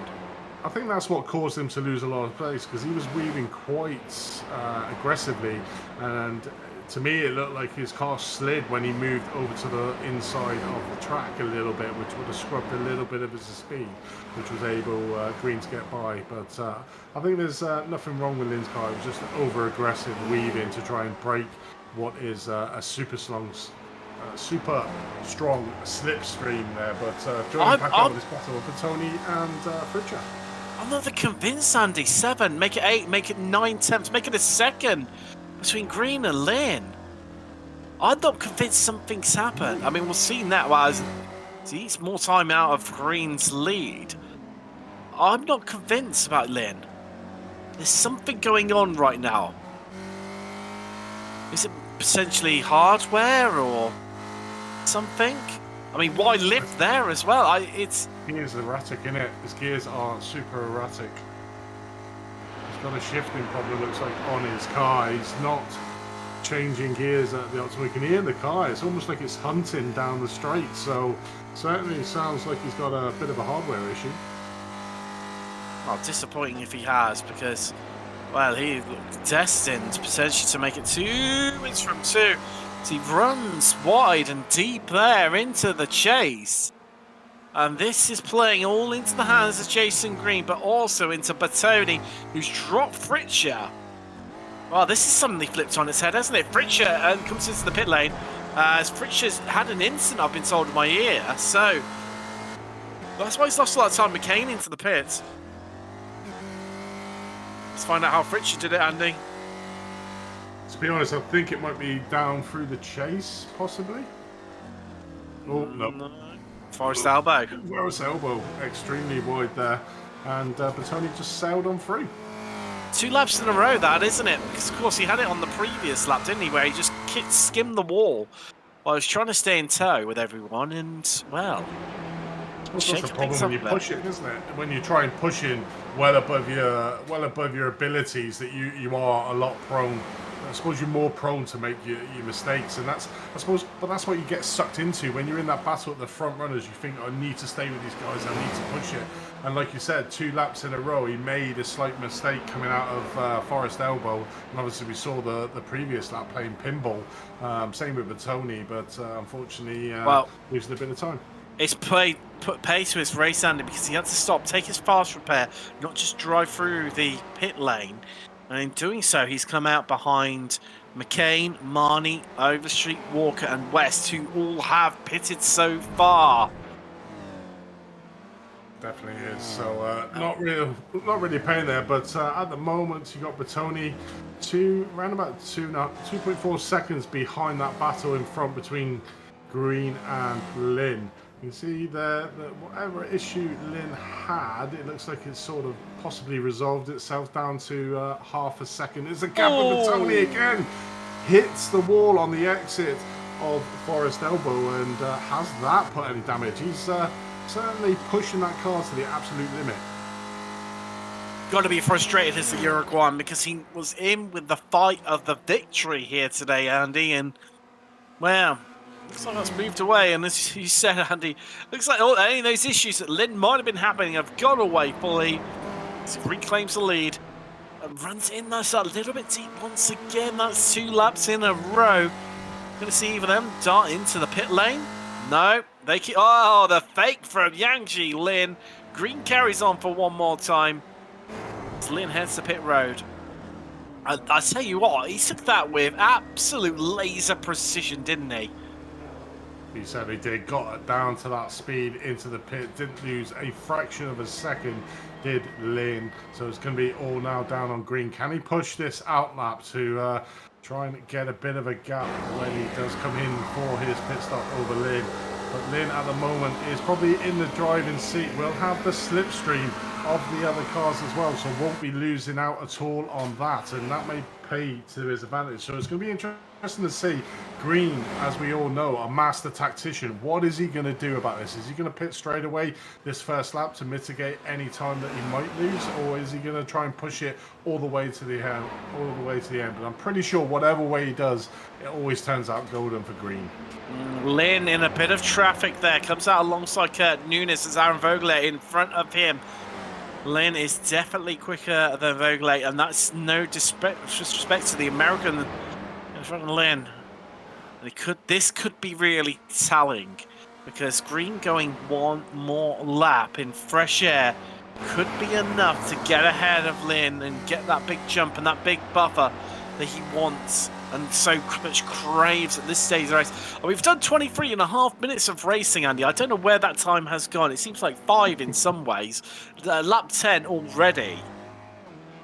Yeah, it's just flown by. You know, I think what Green might do now is actually go further into the race to try and extend that lead. So if he's looking at his time in tire, he would have seen how Lynn was caught up in that sort of 4th to 7th position. So if he comes into the pits now, he's going to be caught up in the same traffic. So what he might do is he may extend his pit stop to try and gain a little bit more time in that window to be able to come out in front of him. So he's not as impeded as what we just saw Lynn being with the slower drivers behind him. So I think that Green may go a few more laps before he decides to come in. But you can see Batoni in the background still lurking there, just to pick up any scraps from any mistakes. But as we've seen previous, Batoni pushing it to the absolute limit to try and close down the gap. You see it's 2.2 seconds, so you see Green there going past the pits again. So I think he might be going a little bit later on. Tony carries on too, as well as meanwhile this battle that's had us intrigued for quite a bit of the race. Aaron Vogler into the pits, so comes Kurt Nunes. That's going to help out Yang-Shi Lin at a time where he desperately needed to clear that traffic. Walker trying to make his way past Bobby West just in front of him. There's Vogler and Nunes heading down pit road. And who's that else into the pit lane with them? That's Tom Gradwell just in the background there in the 909 machine. Also Caleb Pocock entering through as well. That's Caleb, the American, heading through. So, yet to stop, Andy. Flavio Andalo, Brad Cathcart, who are 5th and 6th respectively. And then our top 3 of Green, Bertoni and Kane Lasky, who started right near the back, had a dismal qualifying, has made up 13 places so far. We'll lose some of them during his pit stop. But definitely gunning for a good result here. And Darlow, he's up 15, but of course yet to stop. Cathcart up 12, but yet to stop as well. Actually, yeah, Steve Mitchell hasn't stopped either. He's currently in 18th place, is the Dane. And other than that, everyone has. So Lynn, the highest of the drivers, who has stopped so far, he's in 4th, and the driver to keep an eye on. So that delta looking at about 14 seconds, roughly, isn't it? From a driver that has pitted as Bertoni. Was that another slight mistake from him? I think it was. He's losing a lot of time. He's got to have some damage on that car, which is going to be affecting his aero. Certainly coming down this part of the section, you want your car to be in tip-top shape to be able to do the quick changes that the cars need to be doing. And I think by hitting the wall, I think probably that is his third occasion into the barriers, that would have caused some aero damage. So I would imagine it's quite a handful for him to try and get down through the back end of the mountain section. But Lynn at the moment has got his fresh air at the moment, trying to chase down Lasky, who is still yet to pit. But it's going to be interesting now to see what Green does, because Lynn is now in a bit of free air. Green is obviously been in free air for this Terry, and there he goes, he's coming into the pits now. So it's going to be good to see where Green comes out in relation to Lynn. Is he going to be ahead, or has he lost a large portion of the time? I wouldn't imagine so, with Lynn being caught up in that midfield traffic, but it's going to be interesting nonetheless. You can see Lynn there just in the background, just coming through. There he is, just coming over the start-finish line now. It's going to be close, certainly is going to be close. Lynn's going to have the momentum, though, isn't he, coming out of Cal Corner? I'll tell you what, he's done it. He's not just done it, he's done this comfortably, Andy, because Green is only just emerging out of the pit lane. So despite being caught up in traffic, Yangshi Lin has pulled 2 seconds on Jason Green. I think it was that last lap, to be honest. 2:28 from... Sorry, a 2:26.5 from Lynn and a 2:27.5. So a second of that was on that last lap. So Lynn really putting the hammer down to force Jason Green to go into the pits, really. I don't think he had much of an option. No, not at all. And, well, Kane Lasky now your leader, but he is yet to stop. There is Lynn, your net leader, Cathcart. None of the drivers yet to stop by my recollection, yes. That is Jason Walker in front of him. He's got Bobby West behind. So Bobby West has dropped a couple of places because Walker was behind him. And Darlow now leads this group for, well, it's essentially the 13th place. Although Lasky's going to come out in amongst this lot too. Yeah, it definitely is. I'm just looking down the timing tower and you see from 4th to 7th some really big gains. 16 places for Fabio Andelo, but he's yet to stop. James Walker up 10 places. He already stopped, so he is going to gain another place when Flavio comes in, and possibly another one when Kane Lasky comes in. So he could be up 12 places. Then you got Brad Cathcart in 6th place, up 12, but he's yet to pit with Bobby West. But then you look from P8 down to P11th. You've got Jorge Marni down 3 places from where he started. Megan Overstreet behind Jorge Marni down 2 places. Jeff Fritcher down 4 places. And Alan McCain down 8 places. But still, you're leading S2 from starting 3rd on the grid. So, yeah, some big movers and shakers in the field in this race, and some big winners and some big losers, really. That's Marnie. Oh, trying to make the double there. Couldn't quite slot it through the gap. This is him and West to pass Cathcart. Cathcart, the Aussie, dropping down into 8th, as you mentioned, yet to stop. We'll see him come in this lap, maybe next time around. There's McCain getting stuck in. Dan Sadra involved him too. Then it's Dantas and Vogler at the back of this group, looking for another great result for a win in Spec 2. Let's get McCain in this group as well, so it's not out of the question. I'd tell you what, for a driver who's been most improved for me over the last couple of seasons, apologies, you'd have to provide a really strong argument to fight against Ara Vogel being one of those drivers Yeah, it certainly is, and it's one to look out for next season in that S2. And you know, after a great win in the Formula Fords, he's looking to do the double here today in the SRF. So wouldn't put it past him. He is in the same group here as Kane. McCain, you can see there the car just in front of the one who goes extremely wide. He goes extremely wide, so that is going to compromise the speed. Can Aaron get him going up into the cutters? I don't think so. He's just going to tuck in nicely behind it, but he's going to have a go. He's now in prime position now, isn't he? With 9 minutes left on the clock, Andy, to try and make it Spec 2 wins from 2. Wow, that's a bit of a mouthful, isn't it? Yeah, in the runoffs. Oh, running in a bit. I think it's that Paul Jackson, maybe just running in a bit wide as well. Actually, I think it might have been Jeff Horniak. Apologies. Yeah, just trying to keep out of everyone's way. It's so hard to do around this circuit, though. There's nowhere for you to go.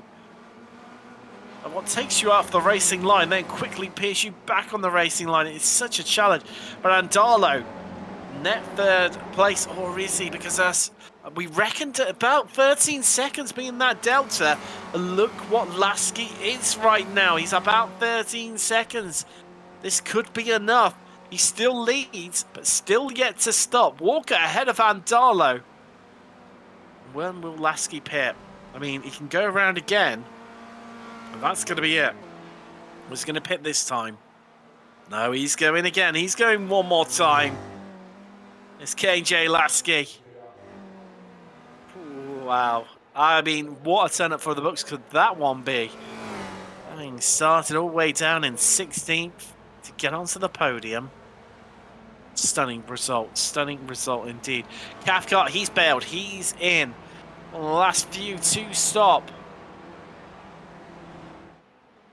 I just don't know. Wow, I mean, Lynn, what an outstanding performance. He's pulled out another second and a half over Green. That's all come on the last lap, hasn't it? Alone. Lynn is flying. Certainly is. He's certainly putting the hammer down since his pit stops. You know, he got caught out a little bit when he came in for his pit stop, but since he got that free air, he's just pulled away from Green. There's nothing that Green can do about it, and averaging around about a second a lap quicker than Green at the moment is Lynn. But interesting battle that we're watching here for 4th, 5th, 6th and 7th. Andalo at the moment still owing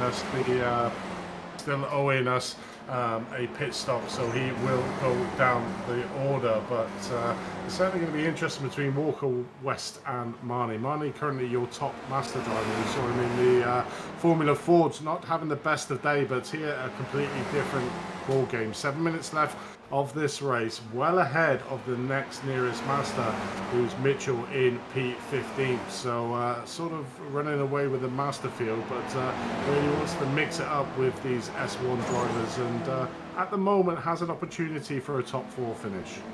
Well, it's only about a year ago that young Marnie came of age and dropped out of Spec 1 and into Masters to join Antonio Races. A good friend and competitor. Just gutted about Andres Bertoni because he has retired back on lap 10. Also lost Juan Rodriguez, then 2.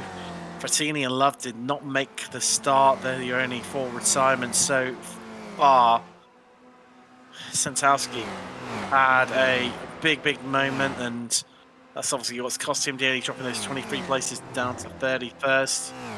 So let's have a little look back at what happened to Andres Bertoni and how it all unfolded for him and what caused it. There we go, you can see exactly what caused it. I mean, that's so unlucky for him. I mean, it's just all sort of to fall apart, didn't it? And I mean, he was pushing, wasn't he? He was super pushing to try and catch Green to get that second place over Green and try and get himself back up to the Lynn Green battle, but unfortunately, you know, pushed it that little bit. Lasky's in. Look at that. Where's he going to come out? Well, he's going to be, well, probably not as far up as what he thought he would be. So that's Jeff Fritcher, I do believe, having in front of him. Yes, it is. Overstreet, another driver. He'll be disappointed by her result. Down 2 places. She's into 9th, but behind Lasky now. As Bobby West now takes it. You can just see it up in the top of your screen there.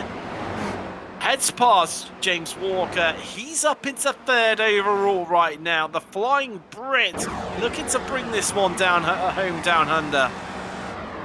But this realistically could go to anyone between West, Walker, Marnie, or Andalo. A 4-way fight for the last place on the podium, Andy. On what is going to be. Now, where is Lynn? Let's have a quick look. So he's about halfway around the lap. 2 minutes 26. I think this could be the penultimate lap.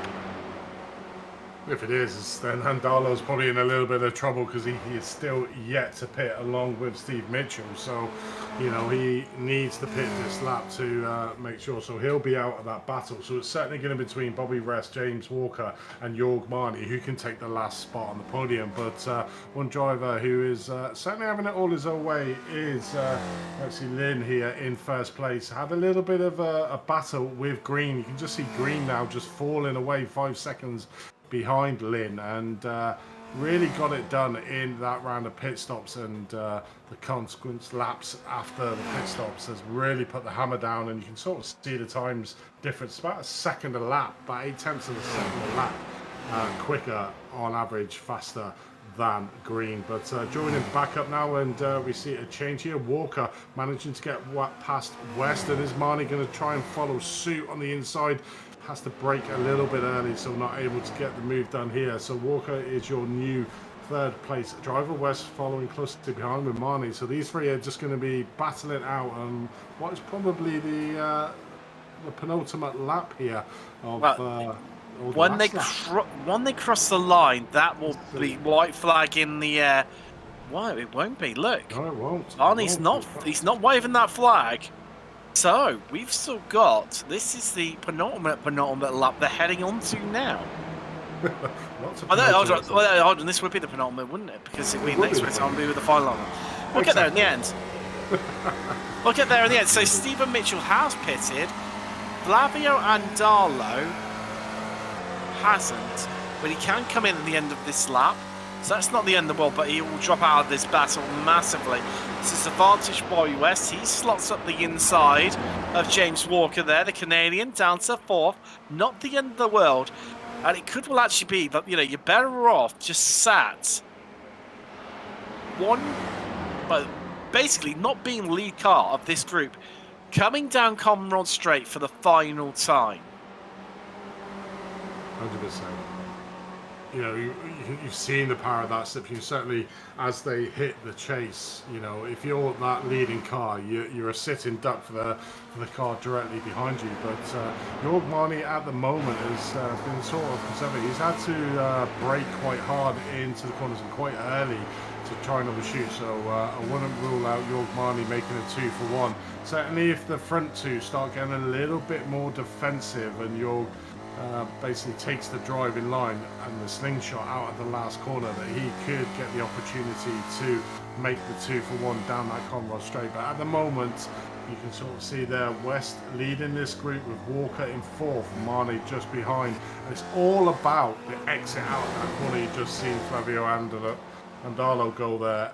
You really need that flying start out of the Forest Elbow to make it. And you can just see here how much of a sitting duck that front car is as Walker just breezes on by West to take that 3rd place. But it'd probably be advantageous to just let West back through, because now Walker's at the front. He is a sitting duck. But I suppose you do have that mountain straight, which Walker will probably try and take back the lead. But if he's got a little bit of ounce about him, he will just stick behind Walker's car to be able to get that slingshot down the Conrod Straight, because you can just see how quickly and how easy it is as you see Andalo just coming in for his drive-through, regularity drive-through. So he's going to be going down the order. So it's going to be between Walker, West and Marnie who gets that last 3rd position. Here we go, folks. White flag in the air. 1 lap left to go. What tactic will these 3 employ for the last place on the podium here in the runoffs? And right now, West just tucking in behind, not making any moves. Marnie just pulls out the slipstream, looking to get second in line. Walker tries to cover it off, but Marnie could do the double here into the braking zone. And wow, he's in front, but does he want to be there? I don't think he does. Andy doesn't think he does, but let's find out if he's going to be in the right place at the right time. As there's Lynn. Wow. I mean, he's backing off. He doesn't care. He's going to win this one at a canter. Just needs to bring it home. Yeah, it definitely is. And I thought Marnie would be coming back from the back of that group to the front, because the front two, Walker and West, did not want that first place. So they were probably backing off slightly, which gave Marnie the emphasis to go through. I suppose he had to make that decision to go through because he wasn't able to make the passing move on the previous 2 or 3 laps. He was getting caught up. So I think West now is probably in the worst position, being in that 3rd position, because you've got Walker there, who's in the perfect position. The Canadian has got the perfect slipstream coming down that Conroy straight. Manny will be open to the slipstream, obviously, but West will find it extremely hard to try and make that passing move because Walker in front of him has got the slipstream off Marnie. So it's going to be an interesting last Conroy straight between these 3. But I think Bobby West, unfortunately, has lost out here, as he's just seen Walker just coming up alongside here. Marnie going alongside, getting that inside line, coming out of the chase. Sorry, coming down in through the chase as we watch iRacing in. As you said, had a canter in this last lap, just taking the checkered flag. Easy stuff, bringing it home. The Chinese driver. Great display from him to make it 2 wins from 2 here in the runoffs. Great stuff from him, but Marnie's gone. Something's happened to him in the death of Walker. Well, West is alongside now. Look at KJ Lasky fighting it out with Fritcher. As who's going to get it? Well, it's Walker's going to pick up that last podium spot. And Fritcher just beats Lasky. Is there even 3 wide in the background there? I'll tell you what, it's all happening. But what happened to York Marnie? It's got to be coming down into the chase, isn't it? Because the last time we saw them, they were just coming down the Conroy straight. So there's a bit of an incident there coming into the chase. You know, Marnie had to do something. He was that front gunner, so he had to do something to try and save it. But I think what possibly happened, he went extremely deep into the chase and literally just went off slightly wide. I suppose he had to put it all on the line because he was a sitting duck to Walker. I mean, he got plenty of time back to Kurt Nunes, who's second in the Masters. So it was all or nothing. You know, he could make that roll of the dice. There's someone in the background there just sticking it in the wall. Traditional style here for the weekend Warriors. So there comes Caleb Poker across the line. Good result for him, up 11 spots. Highest position climb in the end was Walker, who was up 12. No, I apologise. Well, Aaron Vogley has done it again. 2 wins from 2 in Spec 2. What a night for him in the runoffs.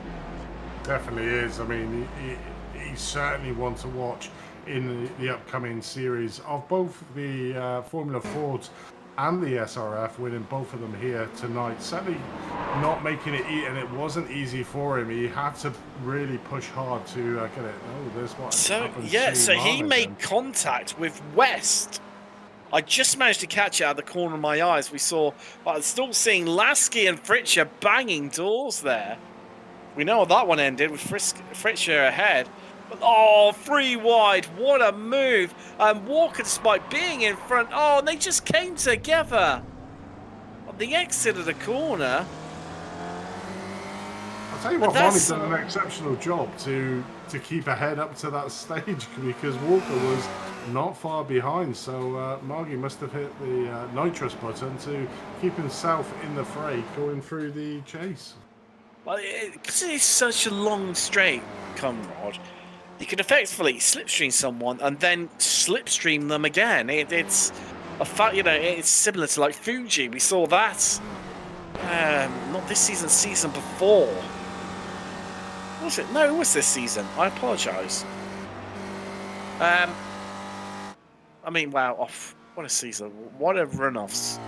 Double win in each of our categories. Double win for Lynn, double win for Vogley, and Is it not a double win for Marnie? I No, didn't he make crashed notes. out, didn't he? He crashed did, out yes. on Oh, the- York, you've unfortunately. ruined our. Ruined it. Ruined the Oh, stats. I mean, what a pattern that would have been. And It would have been, possibly the first time we've ever had that happen in the runoffs. Let's have a bit of a chat to some of our drivers. Wait for the last few to come across the line before we bring you some Class 5 results. First off, let's have a chat to York Marnie. York, that final lap, my friend. You kept us on our toes the whole way. We thought you'd lost it. And then you got back alongside, and it was you and Bobby West, and then just came together, unfortunately. Yeah, that was quite an intense last few corners, I think. And didn't thought I will get them both on the straight, but I did. I had such a great run out of the elbow corner, as usual. I don't know what I did always right there. I'm always catched up. But my start was not really, really fun. I just got nailed in turn one. And then I immediately lost the draft of the leaders, and then I was gone actually with a little bit of damage. But the last lap was intense and great. Yeah, I loved it. It was, I mean, absolutely astounding. Just talk us through the opening stages, though. I mean, everyone knows the tail for so much of it. How did you play that one out, tactics-wise? Or even just stress-wise. I mean, we were both nervous, sat in the commentary booth, just watching you all be, 1 or 2 temps from each other in one long line. I have not to get stressed out because I'm getting into an age where heart attacks might be possible in a race. So no, it was quite fun, but suddenly my spotter said, one inside, was already too late. So what is done, is done. And stress-wise, it wasn't that stressful at all. It was just a fun, except the start. But I almost messed up my drive-through as well with Megan, because she said now, and I said, oh shit, I just have to turn in. I mean, let's quick mention about the Formula Fords. Unfortunately, you couldn't make it 2 wins for 2 like Yangshi Lin and Aaron Vogley managed to in their categories. I mean, that looks like a rough affair. Yeah, I mean, I love the Formula Ford anyway, and I definitely love Bathurst. And it took me a while at the beginning of when I joined iRacing for at least 2 seasons until I could do actually 1 lap on this track. And since then, I fell in love in this track, and I did it a few times with the reticle. I won races there on the reticle, and yeah, I was really, really up to it. But it was a lot of fun, like always. The vRunoffs are great ending of the season. Tell you what, talking to radicals, bring back the SR8, I say. Great car. Yeah, I'm up with you. I'm definitely agreeing with you, but please, open setup, no fixed setup. Oh, yes. Oh, definitely. But, well, even so, congratulations, York. Winner here today in the SRFs in the Masters. Well, Andy, who have you managed to grab for a chat? I've managed to get the man of the moment, Aaron Vogley. Aaron, welcome to the booth. 2 from 2 tonight. Was you even thinking at the start of the night that was actually on the cards? I'll be honest, I didn't even think I was going to do this race until like maybe 11 o'clock last night. So I was not thinking of it. I just wanted to have a good time coming in today. So pretty exciting stuff to go 2 for 2 right here. Yeah, I mean, let's just take each of the race. You got the Formula Fords there.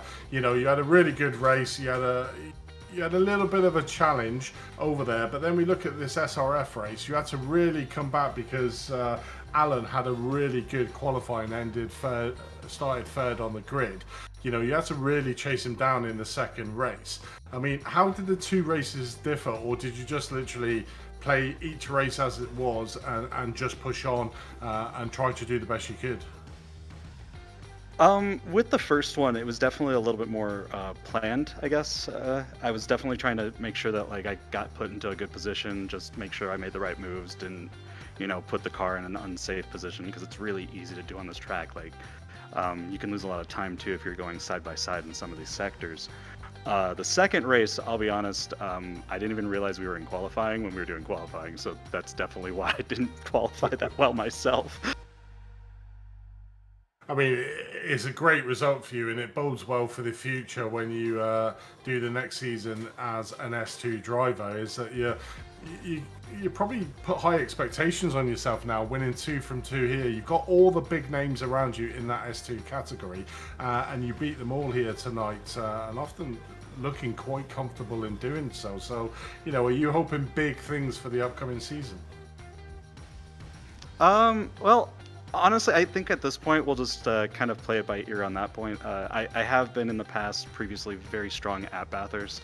I think I just need to put an equal amount of learning of the other tracks that are on the schedule, and I think I could actually compete at a higher level if I, actually put my mind to it in that regard.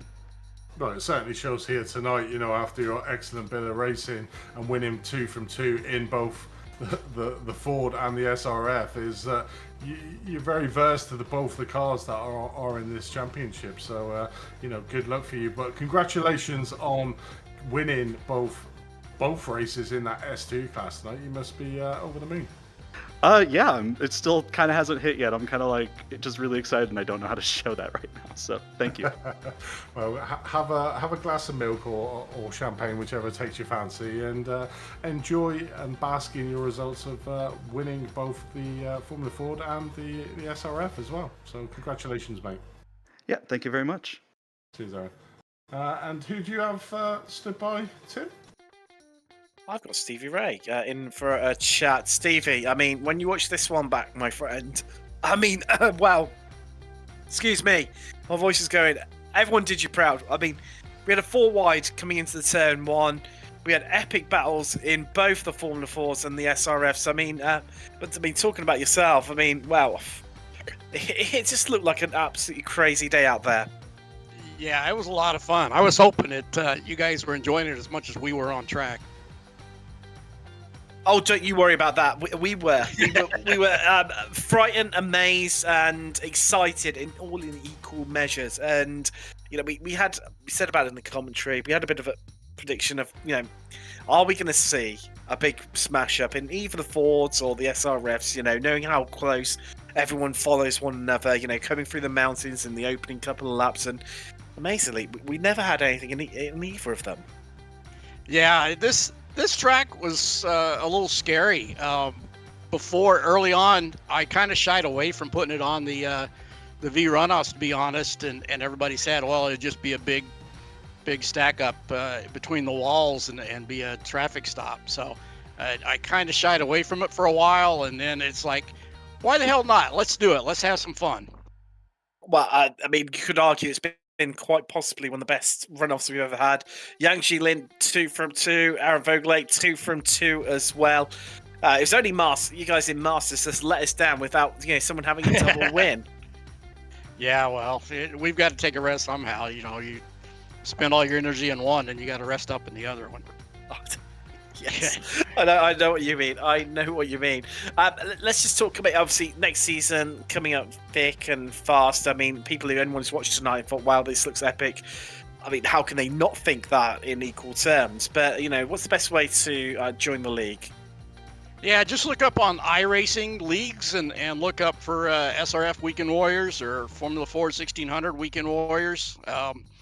We're open membership. It's a D class license. 3.0 is our minimum because, as you see, we always put a bunch of cars on track. So everybody needs a little bit of experience working with traffic and all that before they get in a big group. But that said, there's still a real helpful group in the practice sessions and even others. You ask for help and somebody's going to help you, give you a setup or whatever you need. So we welcome all comers. We've had as many as 60 cars in our league running for a while, and I think we're down to running 45 or to 50 with the SRFs and about 25 or so with the Formula Ford. So we're still open to increase the size of the grids. The same 3 classes you saw here today: Spec 1, 2, and Masters. So come on out and join us. Have some fun every week. And again, most importantly, want to thank everybody that makes these leagues what they are. I get the pleasure, the fun of setting it up and doing some of the legwork, but it's nothing without these guys doing it on track. So I always have to thank all the warriors that come out every week and make this league what it is, gives it the reputation. It doesn't come from me, it comes from those guys.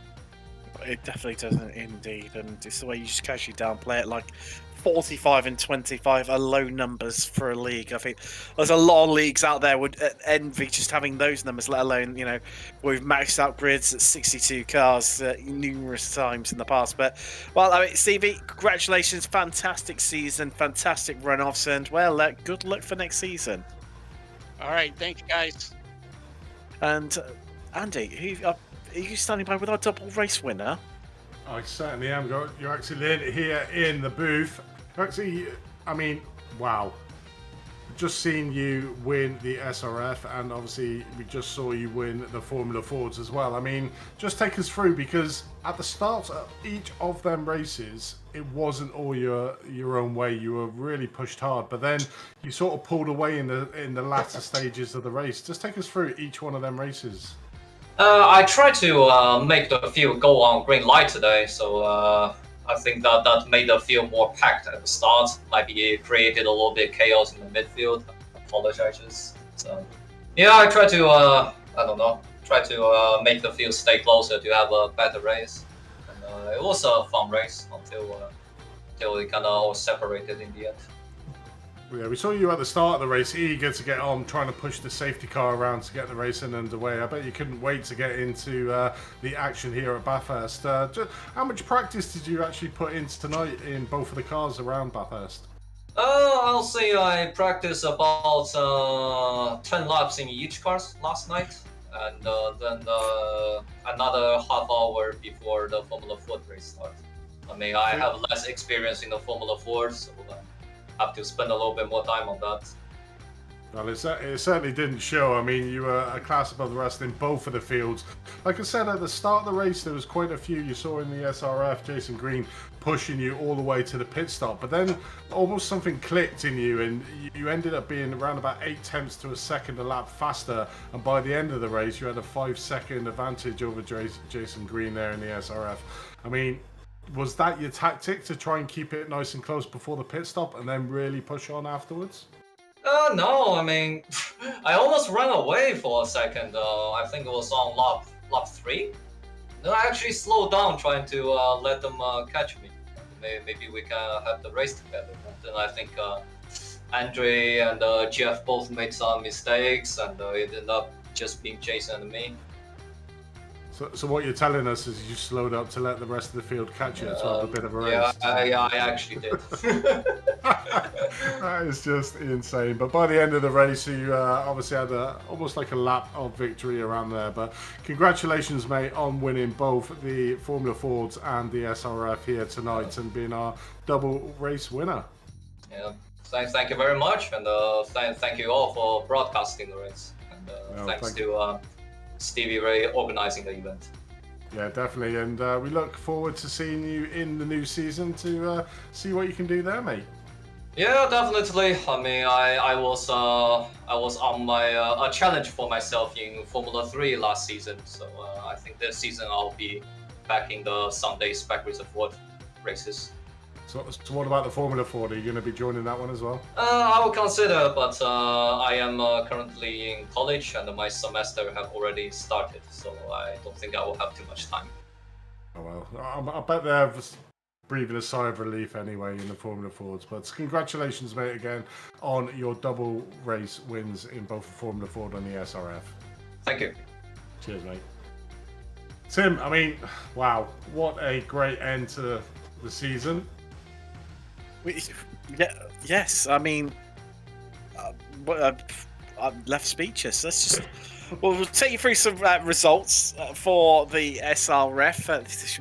We spoke to him, our winner there, Yangji Lin, winning the canter. He's been slowing up to let the field catch up. Absolute dominant display from the Chinese driver, Swift Cooper. Jason Green coming home in second, a very comfortable second. James Walker at the end, that big drama with him, Bobby West and Jorg Marnie. It was Walker who came out on top and secured that last podium place. West fourth, Fritcher fifth. Lasky, great drive from him. Coming up, how many places in the end? 10 places. Well, Walker was up 12 himself to get on the podium, but Lasky up 10 into 6th. Marnie, your winner in Masters. Vogel, double win here tonight in the runoffs in Spec 2. Overstreet and Sadrog running out your top 10. Then McCain, well, disappointing for him having started on the second row of the grid to finish 11th and not secure that class win. Maya, Dantas, then we've got Nunes second in Masters. Berry rounding out the podium in Spec 2. Cathcart getting on the podium. I tell you what, 2 Aussies on the podium in class at the home race. Great for them. Then it was Gradwell just missing out but running out a trio of Australians there, bookended by a Brazilian in former Flavio Andalu in 18th. To run out the top 20, it was Jameson and Gibson. Then Pocock, Musquera, Jackson, Kuhn, Wood, Ray, Gould, Mitchell in 28th. Then it was Charlie Vaccaro. 1 lap down, Jeff Horniak. So was Nils Senkowski. And then retirements, we lost Bertoni and Rodriguez on lap 10 with Love and Frattini not making the start. And well, I don't know about you, Andy. I'm dripping with, not in a good way. I'm dripping with state. I'm in dire need of a beer, I think, after that one. Great racing. Thank you very much for joining us for the runoffs. Wow, what race it was. Which one? Well, both of them, realistically, the Formula Fords and the SRS. Thanks very much for joining us. We'll see you in a week's time when the next season kicks off. From myself, Tim Cox, Andy Thompson, and Josh Wilkie. Thanks very much for joining us. Good night.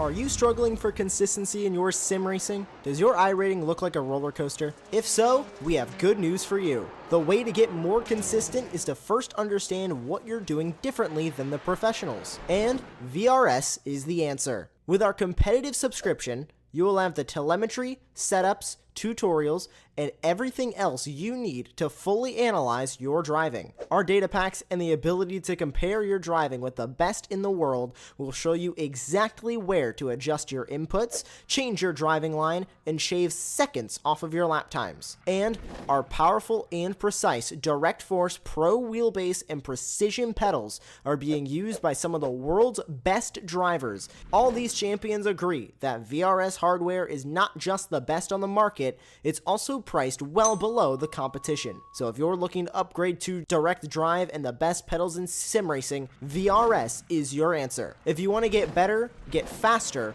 and make it happen sooner rather than later, you owe it to yourself to find out why so many people are switching to VRS. You'll be so glad that you did. Visit www.virtualracingschool.com and learn why the best use VRS.